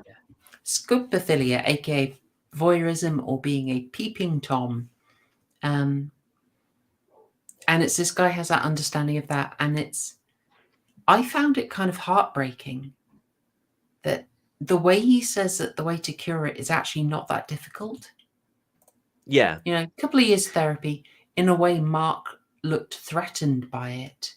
Like, I think he wanted to be told that there was no cure and that he was hopeless. And I think he just had this real dilemma at that moment. And decided ultimately, like, his tragedy is he decided he had to stick to his plan, that he wouldn't be cured. Yeah, I mean that's one way of interpreting it. Like I say, though, I think that my impression from getting it, because I mean he wasn't really the kooky psychologist guy. Wasn't really interested in talking about the scopophobia. Is that what it's called? Scopophilia. Scopophilia. Sorry, he wasn't really interested in talking about scopophilia. He wanted to get his dad's research work on. He did, yeah. On the whole Peeping Tom stuff. You know, he was just more. Yeah, he was more interested in his dad's work, and then obviously when he mentioned about the thing, if it could be cured, and you know, at first he's like, "Oh yeah, no, it's really simple," and I thought he was going to be like, and then when it goes through like, oh, a couple of years therapy, this, that, and the other, and it just made it sound like he was pulled in and then pushed back out, and it was kind of like, oh, actually, that doesn't sound easy at all. I don't think you're not going to turn this around in a couple of years, or it's too much effort. That was my vibe, that he just thought, nah, too far. Okay. No point. Okay. I've come this far. Do I want to go back now? Yeah. But I get the hopelessness though. I get the feeling of hopelessness. Well, the beauty of it is we can do both the readings, because he's a complex enough character and it's not spelled out. It's just because what the guy says is so contrasting, and it literally in one sentence he contradicts himself. It's not hard, but you have to do all this work. Oh, fair enough. Do you know what I mean? Fair enough. Kind of almost like get your hopes up, and actually, no, it is a hell of a lot of work, and he's not interested. So, okay, well, clearly the guy's not interested in helping me. He's more interested in my dad. I suppose it is a fair bit more than a 10-week course of CBT that the NHS might get him. But yeah, Mitch, any take on that, or any readings from the scene and our wonderful gnome psychiatrist character? I thought that I didn't know what to make of it really. I think TCG makes a good point, but when I was watching it, I thought, no, well, maybe there's going to be a redemption arc, but how can there be when he's murdered all these people? Like, I didn't think there was going to be a twist Look, where it said he didn't do it. Like, it's very obvious that he's the murderer. Like, you see him do it. But I thought, well, maybe he'll get therapy. Maybe because I was thinking maybe did they know about that whole phenomenon of women marrying murderers, that kind of thing? Like maybe it would be like, I'm going to jail, but I will write to you or something, Helen. You know, that kind of thing. If Anakin Skywalker could get a redemption arc, then Mark Lewis can. I'm just saying. I don't think the system works. And no children were harmed in the making of his film, so except for him. Except for him, yeah. Yeah, true. Okay, well, still less children were harmed in the making of his film. Well, bring Helen back into it. She's of course interesting. I do think there is a bit of a problem with the fact that she is not immediately super freaked out. That is a stretch. But I was doing some reading on it just before I got home on Wikipedia. Like, it mentioned that even she may have a problem because she's a writer. And in one of the stories, it's for children's books, by the way. There is like a magic camera in it or something. That's right, yeah. And it's like, well, maybe she's kind of into that stuff a little bit, and that's why she sticks with him. Yeah. Ooh. A little bit of a Myra Hindley to what was the guy called again? Ian Brady, I believe. Yeah, Ian Brady. Yeah. Although obviously she doesn't do a Myra Hindley because bear in mind that happened a few years after. It did, yeah. I think the more apt comparison here with her is more like Bluebeard's wife. Like this scene basically throws us into the end, right? Because if I have criticism of this film, it's that I did find the middle was probably a bit over padded. Yeah, and the pace really drops in the middle, and I did find myself, I'm sorry to say, getting a little bored, a little sort of like, I kind of like you to move on. It's fascinating, but I would like a bit more development. And then when we get to this, it's suddenly like, oh right, full steam ahead. This is our Bluebeard moment. Bluebeard, if you're wondering what the heck am I talking about? The story is that Bluebeard takes a wife and takes her to this wonderful residence, and she's got the run of the whole place. But while he's away, she's not to go in one room. There's one room denied to her. Yes. And she can't do it. And when she looks in that room, when curiosity has taken her over and she can't resist anymore, she goes into that room where she knows she shouldn't, and she looks it up, and inside are the heads of his ex-wives. Dun, dun, dun. This is sort of what we have here. She's had the warning signs. She can't resist them. She goes in and she looks at what she shouldn't, and in what I think was a very good choice, we don't see what she watches. We just see her horrified reaction to it. Yes, I actually looked up the Bluebeard story when I was doing my Wolf Among Us playthrough. Oh, right. Mergut mentioned it, and I went off and listened to it. It was a bloody good story, that. Oh yeah, a classic tale. It's the kind of thing you can imagine Jordan Peterson doing 6 hours on. Yeah, well, let me tell you about Bluebeard. Now, it's a very interesting story. No, it's a very interesting story, like a lot of layers to it. And basically, what I can say is that the lesson is do as you're told. Don't go in that room. Because what you might find will harm you. I don't want to interrupt you because I'm absolutely loving it. I started losing what I was going to say. It's horribly green. Just quite simply, like you just basically reeled off the equivalent of clean your room. Clean your room. She Or should have not cleaned his her room room. and not tried to like solve the issue of the locked off thing. She hasn't learned the lesson that some restrictions are helpful. I will just say, Dominic, hey, I saw you after our blessed John D gave a shout out. It was much appreciated. Oh, nice. When you say like we're still going, we try and do about 2 to 2.5 hours. We try not to go above that. Occasionally, certain films, Army of the Dead, for example, push us close to 4, and we want to die. But we're otherwise, fairly succinct, maybe kind of. Anyway, yeah, this is her moment, and she discovers what she should not discover, and we get this brilliant sequence where so much disturbing imagery is brought in. I thought this use of the tapes was excellent. It freaked me out. This was horrible. And it added such an extra layer as well, didn't it? Because it went into the, oh my God, when he was like, yeah, the house is all rigged up. It still is. And click, this is this, click. I was like, oh my. And then it made me think, has he been using those cameras? Or has he been using those audio surveillance tools? Because there's no indication that he has been, but they're there. There's implications for a few of the characters. So there's like this guy who was at the birthday party. Yeah.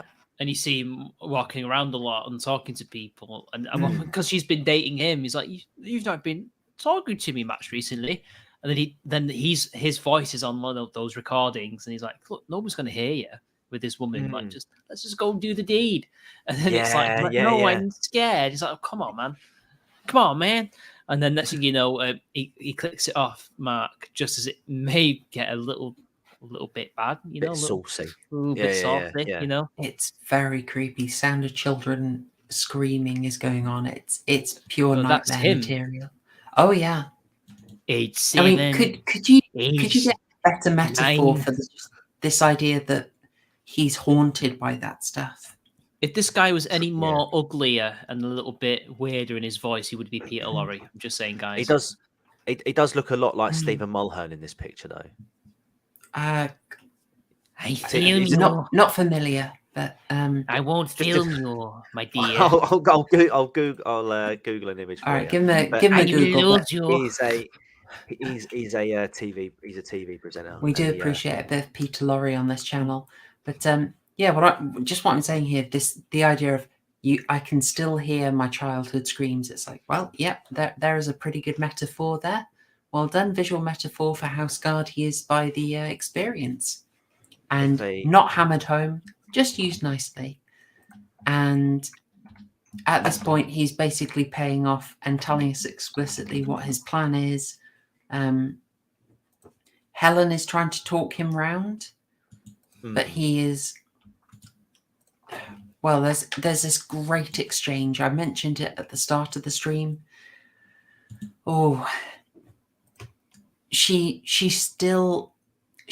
loves him. She wants to redeem him, and she's seen horrible things on the footage, and she just goes, it's horrible, but it's just a film, right? It's just a film. And obviously that dialogue is relevant to us, the audience, watching this as well. Oh, he does not comfort her, and then he starts to spill the beans. He plays the tapes. He talks about his setup, and he gives a tag. He says the thing that is basically the tagline for the film. Do you not know what the most scary thing in the world is? Or the scariest thing in the world, I should say. I think I mangled that a tiny bit. I've got the quote here. Oh, go for it. Yeah. Do you know what the most frightening thing in the world is? There we go. I'll try and do it in his voice. Do you know what the most frightening thing? I can't do his voice. It's so weird. I love it. Do you know what you've got? Bring more German in. Bring more German. Do you know what the most frightening thing in the world is? It's fear. Just do Peter Lorre. No. Come on, man. It's such a kooky voice, man. It's so funny. I loved it. I actually felt more posh when I came out of that film. Everyone was speaking so eloquent. And there's me like, you're right. getting told off by the channel. Getting told off by years for saying less, not fewer. I see you. Oh, bless.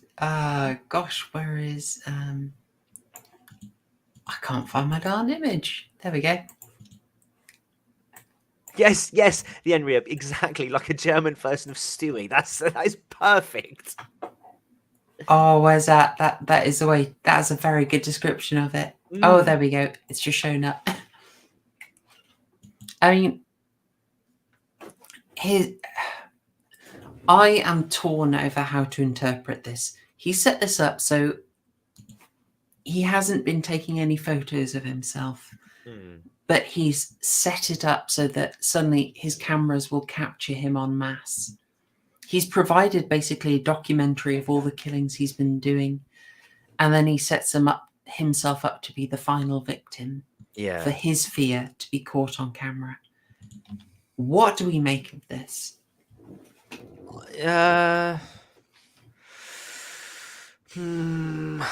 It was an ending. It confused. It was an interesting. Yeah, it was an interesting ending. But again, it just. It's a bit pathetic.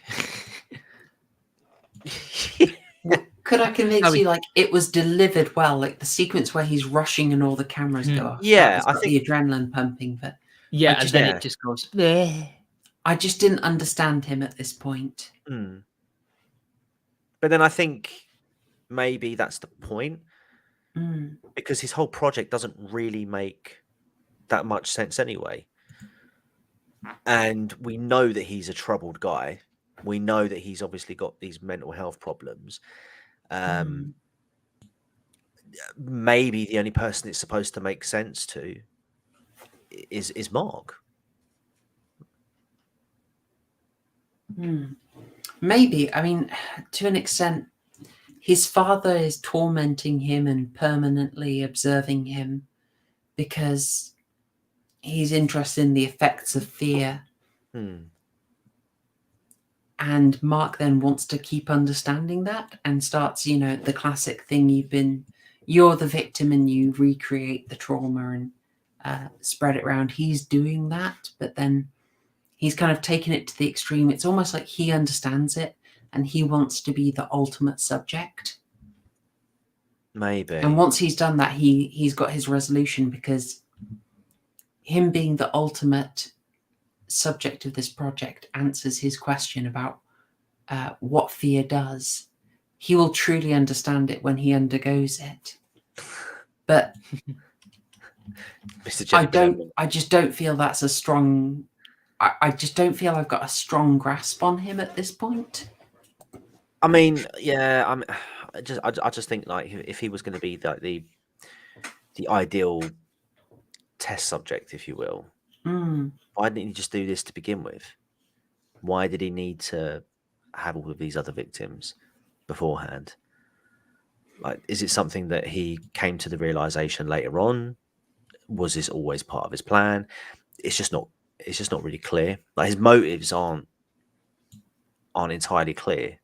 Well, I feel his father probably got two impulses in him: a voyeuristic impulse and deeply scarring him with fear. Yeah. And his life becomes a sort of combination of those two. And exactly what his father did to traumatize him, you can read very dark things into that. One thing I found out was it's the director's voice playing his father. Okay. Yeah. But it's just one of those things that confused me, because he's got his German accent and then the father is just perfectly English, and it's like it had me scratching my head at a moment in the film. I mean, you could just say that Karl Baum is just such an unparalleled actor that no one else could have gone near the role. But I think he does a great job. I think it's. I actually mean this Peter Lorre comparison in in all seriousness. It is kind of like M. This is his M, basically. That's how good he is. He's leaning into he does a great job. Only he's more enticing. Like, you're more drawn to him. Oh, definitely. He doesn't have the kind. I mean, Laurie's a great actor, but he's never going to be like the romantic lead. He has a very particular. He's kind of like a Stephen Buscemi of his day. Right. Stephen Yeah. Buscemi. No one's ever said Stephen Buscemi. I was going to say that's very formal. See what I mean about this film making you There are making some you women posh. who would fall head over heels for that man. I can believe it. I can believe it. I mean, no insult to Stéphane Buscemi. I mean, this might be a little out. I do think part of the reason, the fact that we have a German and a very blonde German obsessed with his experiments and recording, I think we should probably remember this is made in 1960. Yes. I think it's just the English. Yeah, it's There's a English, certain the archetypal German being represented here. The Übermensch. Well, I think attitudes towards Germans were not particularly. They hadn't cooled all that much by that time, and the people making the film possibly had good reasons to not be massively sympathetic. I think that's a reach. I don't think that was the intention, though. Well, He's you an say that. Englishman in I this. don't. Well, yeah. Here's the thing. I don't. I think you're right, Horrorshow, but I think you're aiming it at the wrong individual. My impression of it, because I did think the psychiatrist, again, I got go back to him. He seemed to give off German vibes, and they made him really like weird. Oh, and kooky. definitely. And I think that's where the English will point out and going, "Ha, look at that crazy German! Ha, look at the crazy German." Whereas, yeah, I mean, they I think they treated was his name Carl Bohm as with the utmost respect. I mean, well, yeah, he's incredibly sympathetic, but I think the reason the character has this air of Germanness, the precision as well, but also this capacity for cruelty, is very tied into the perception of Germans at the time. You know, you have got the older psychiatrist, and the Association of Psychiatry of Germany obviously is very understandable. It's like the two sides of it, and you can understand it being not particularly refined at the time. It's maybe not the whole answer, but it explains a few things for me. Gotcha. And it's also like, how can I say it? That often explains some choice phrasing, and we've lost Mitch for a bit. Good, right? I can slag off 12 Angry Men now. You notice some lines in 12 Angry Men are very strong on this question. I still haven't seen that film. Oh, it's good. Well, sorry, that's okay, Mitch. It's like both the writer and the director, are, they're of a Jewish background. You can understand why, like in 1950, they are going to be very keen to ensure that racial prejudice is not allowed to flourish, or attitudes to European refugees are not allowed to be. Although Michael Powell was not of Jewish descent, he was a just the producers were.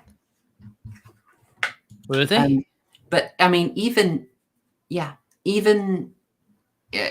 Michael Powell's British, so right.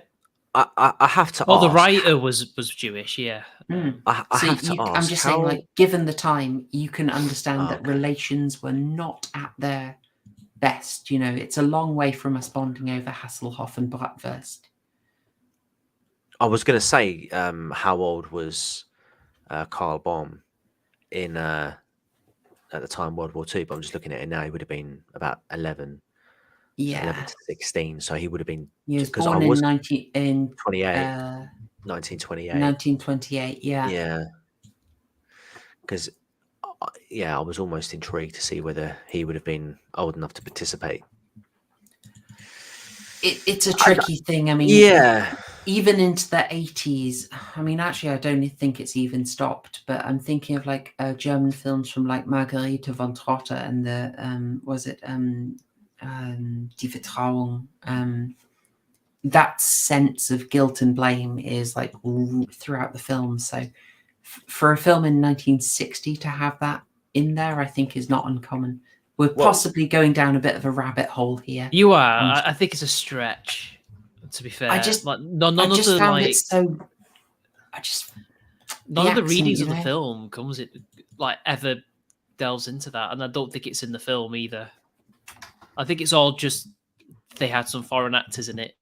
It was not unusual at the time, or even now, for people who don't have very English or American accents or Canadian accents to just pretend to be English, even though they're very obviously like continental or from another place. Like, Omar Sharif, for example, played the Russian in Dr. Zhivago, but everybody buys it. Yeah.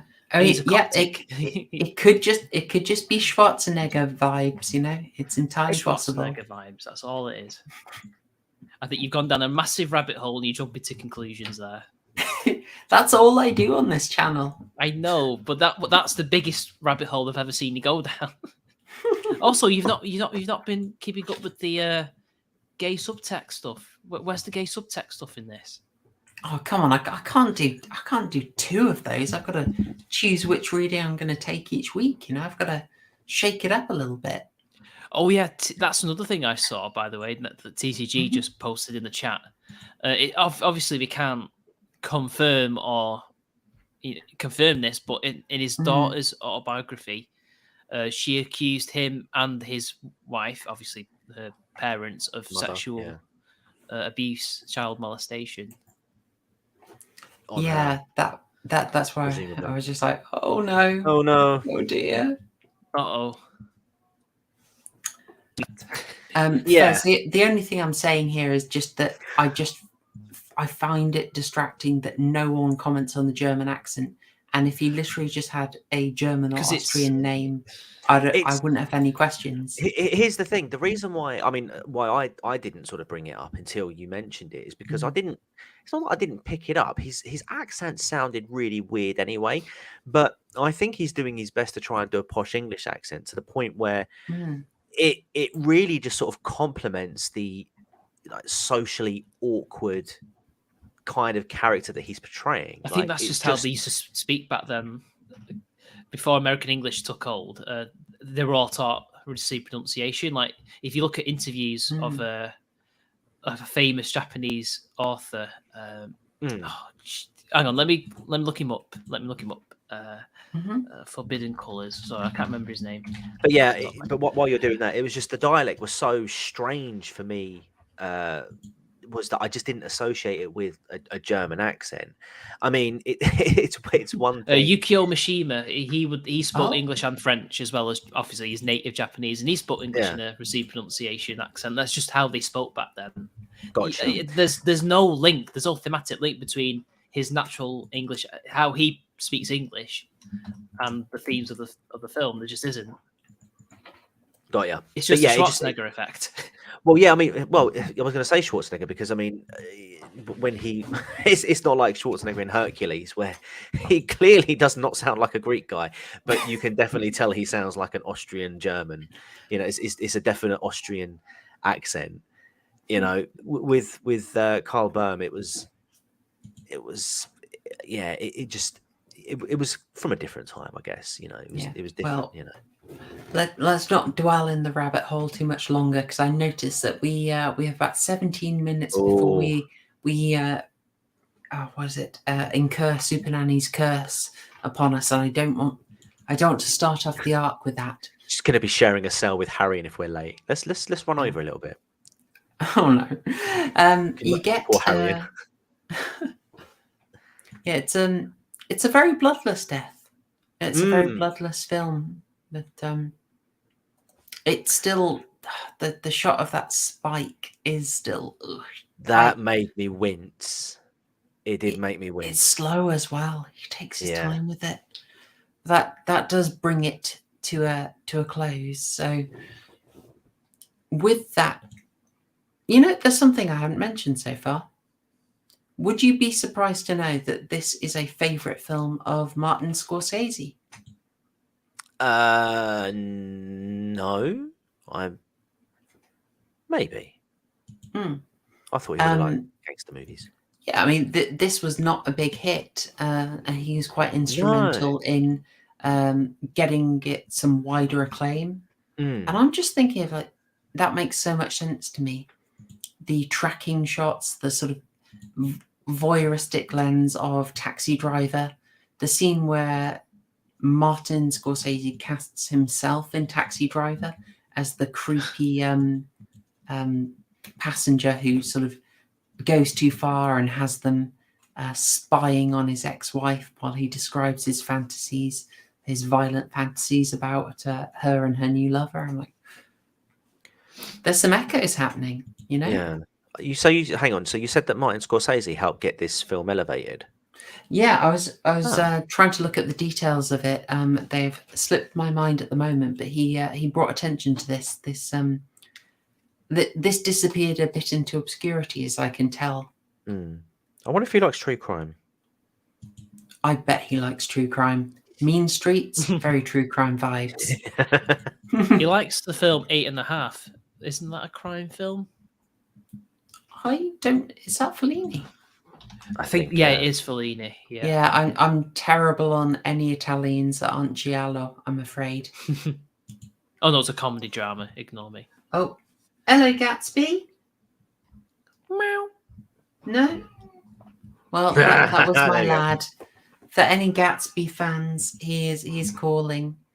I will try and summon him in. But while I am summoning our wonderful lad Gatsby, we're going to have to move on to closing thoughts and scores, just so we stay ahead of Super Nanny. So, TCG, if you'd like to do your closing thoughts and scores out of 12, and chat, if you manage to see it as well, love to know your thoughts. As ever, we use the 12 out of 12 burger score, unless you're years and you're going rogue. Yeah, so what to say about this movie? I think artistically there's some really nice shots in it. I say the opening scene for me, artistically, you know, the backdrop was really, really beautiful. I felt like it was really beautiful, and I felt like it was a strong opener to the scene, a strong opening scene with the kill.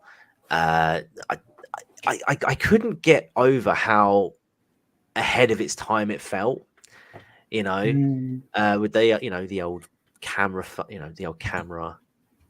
kill, you know, getting that sort of like that first person view of it. I thought was pretty unique and pretty complex for what technology was at the time. Like you could easily see, I mean, what was it? Scream 4, Scream 5 were doing things like live stream killings and, you know, headsets and stuff like that. And, you know, I just saw that and wondered, you know, did that influence films later on?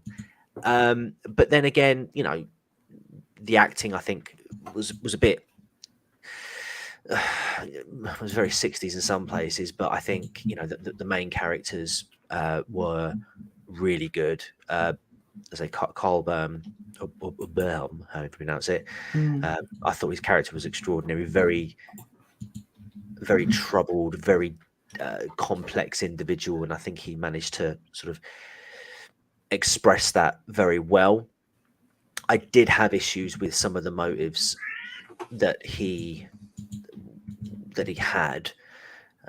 I wasn't really too sure of the purpose of his character, what the motivation was for getting the movie out. Was it to do with his father? Was it some sort of, like you say, voyeurism fetish?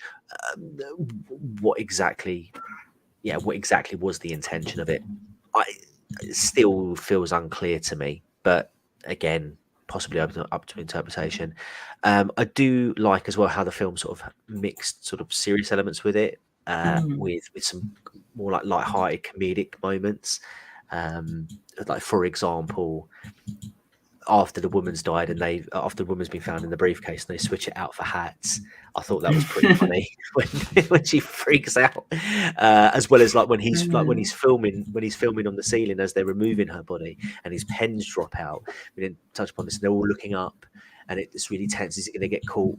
And then someone was like, one of the officers just shouts something really random, and then they will just go back to doing what they're doing. It's cool. Thought I saw a puddy cat. That's what he said. It. Yes, that's it. Yeah, I just thought, brilliant. That's brilliant.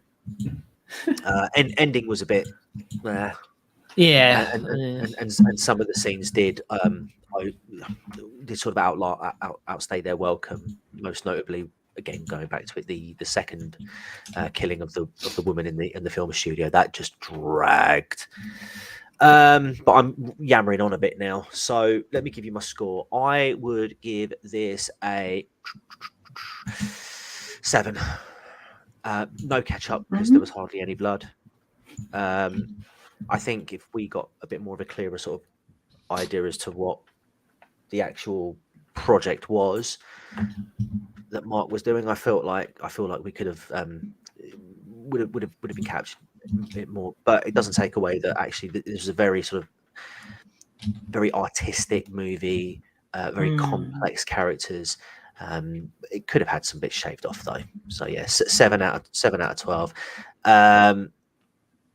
And I'll give one of those 7 points to my FBI agent, who's no doubt watching me as well. Watching this film. There you go, buddy. Fair play. How about you, Mitch?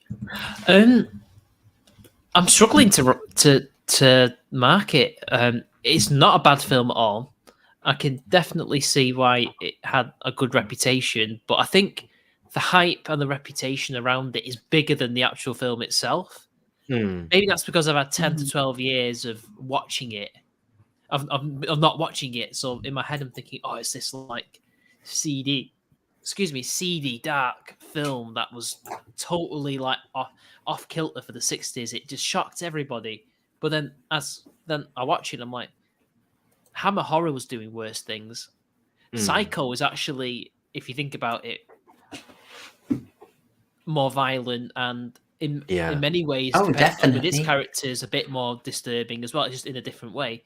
But I think it's because the film was touching on a few subjects, not just Peeping Toms. Like there'd been films about stalkers and stuff before, but the actual psychology and also abuse and things like that I think rubbed people the wrong way, especially at least critics the wrong way. I don't know what the general public thought about it on release, but clearly it was something that nobody really wanted to talk about back then.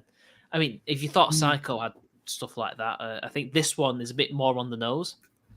But I agree with him pretty much all the criticisms, really. You know, like it dragged a bit in the middle. The ending was a bit blur. It became you think it was going to be a really good death scene, and then it's just there's not even a tiny trickle of blood to say like, yeah, the guy is definitely dying, and then he's like, and I'm dying. And then, actually, to be fair, when he actually finally dies, I thought the way he flops to the floor is pretty good. Just the bit before that was a bit cringe. Very much acting, you know. Yeah, very 1960s. It was good, even though there's a few contradictions in the plot, which I don't know if that was intentional, and also, a bit confusing. I don't know what's going through his mind, but everything else was fine. Like it was very well shot, very clearly. A lot of future directors stole from this film without acknowledging it. Argento. Either 6 or 7, I don't know. I know you rate a lot more strictly than other people, so that is pretty darn good for you. In case anyone is feeling like, Alien, Mitch is stinging. I gave Alien an amazing score, didn't I? I think you did. Well, you're in because definitely I already double loved digits. the film anyway. Yeah, I already loved the film anyway. I think it's better than Aliens, and that's not a hot take. No, I can see it. There's something about James Cameron can only do one-note films. The original has layers. He throws a lot of chum out, as it were. Well, yeah. I mean, to be fair, Aliens was completely undone by Aliens, by Alien 3. I think Aliens was undone by Aliens. Hot takes. Now, it's a good action film, though. I do like Aliens. Yeah. It's just not as good as Alien, and it's because Alien works on several different levels. I think there was a lot more effort put into that one. Aliens kind of makes it look like, oh yeah, you can actually kill him and you'll be all right. At least, whereas with the first one, they were like a genuine threat. Anybody could die, you know. Yeah. All right. Closing score. Closing Oh wait, thoughts and score. you haven't given yours yet. No, I need to do mine. And then I'll round us all off. I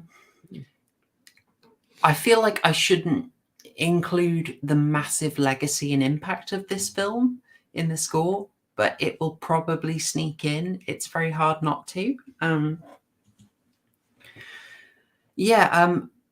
The start of this was so strong. I thought it was touching a lot of sore spots and showing actually respectable society had a lot of seediness and a lot of roughness. Even,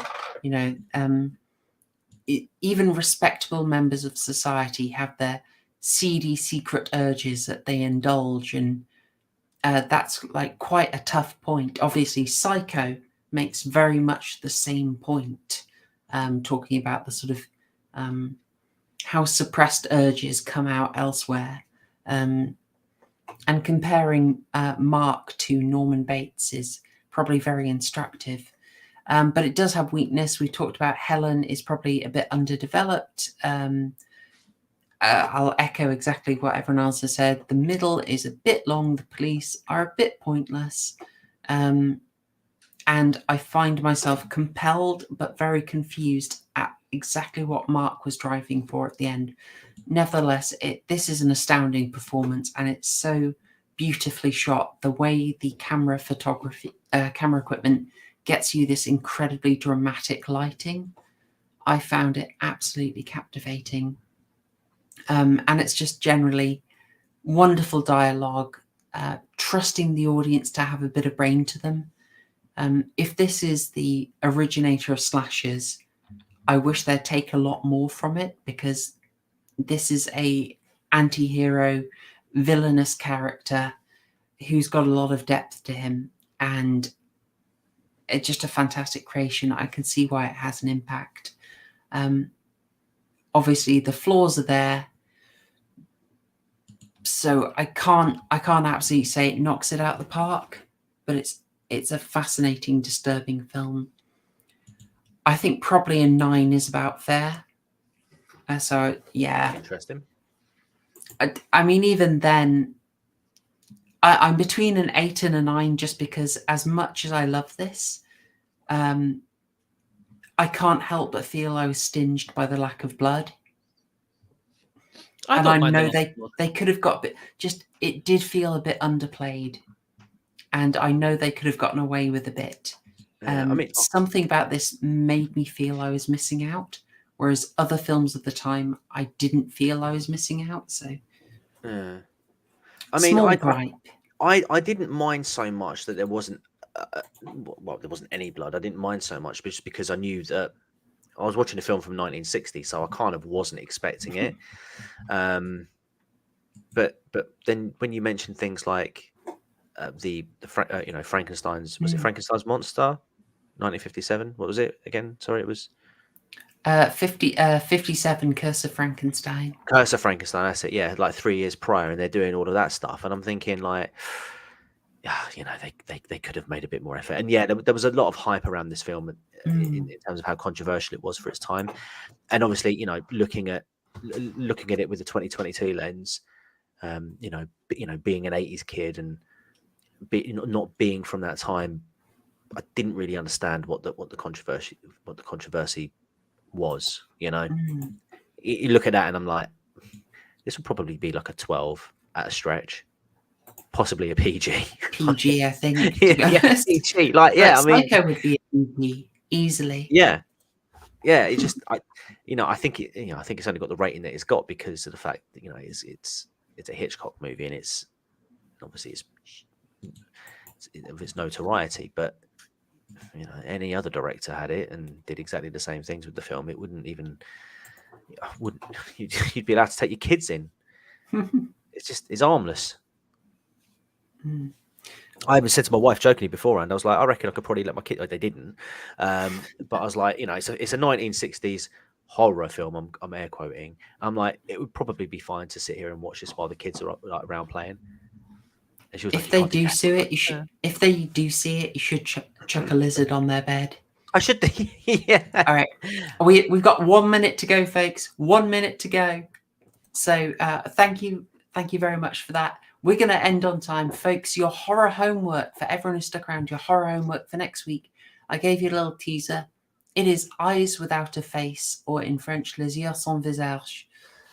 Also from 1960. You can find it very easily, and I hope you will join us next week as we watch that. I want to give massive thanks to Mitch and TCG. Really great discussion tonight.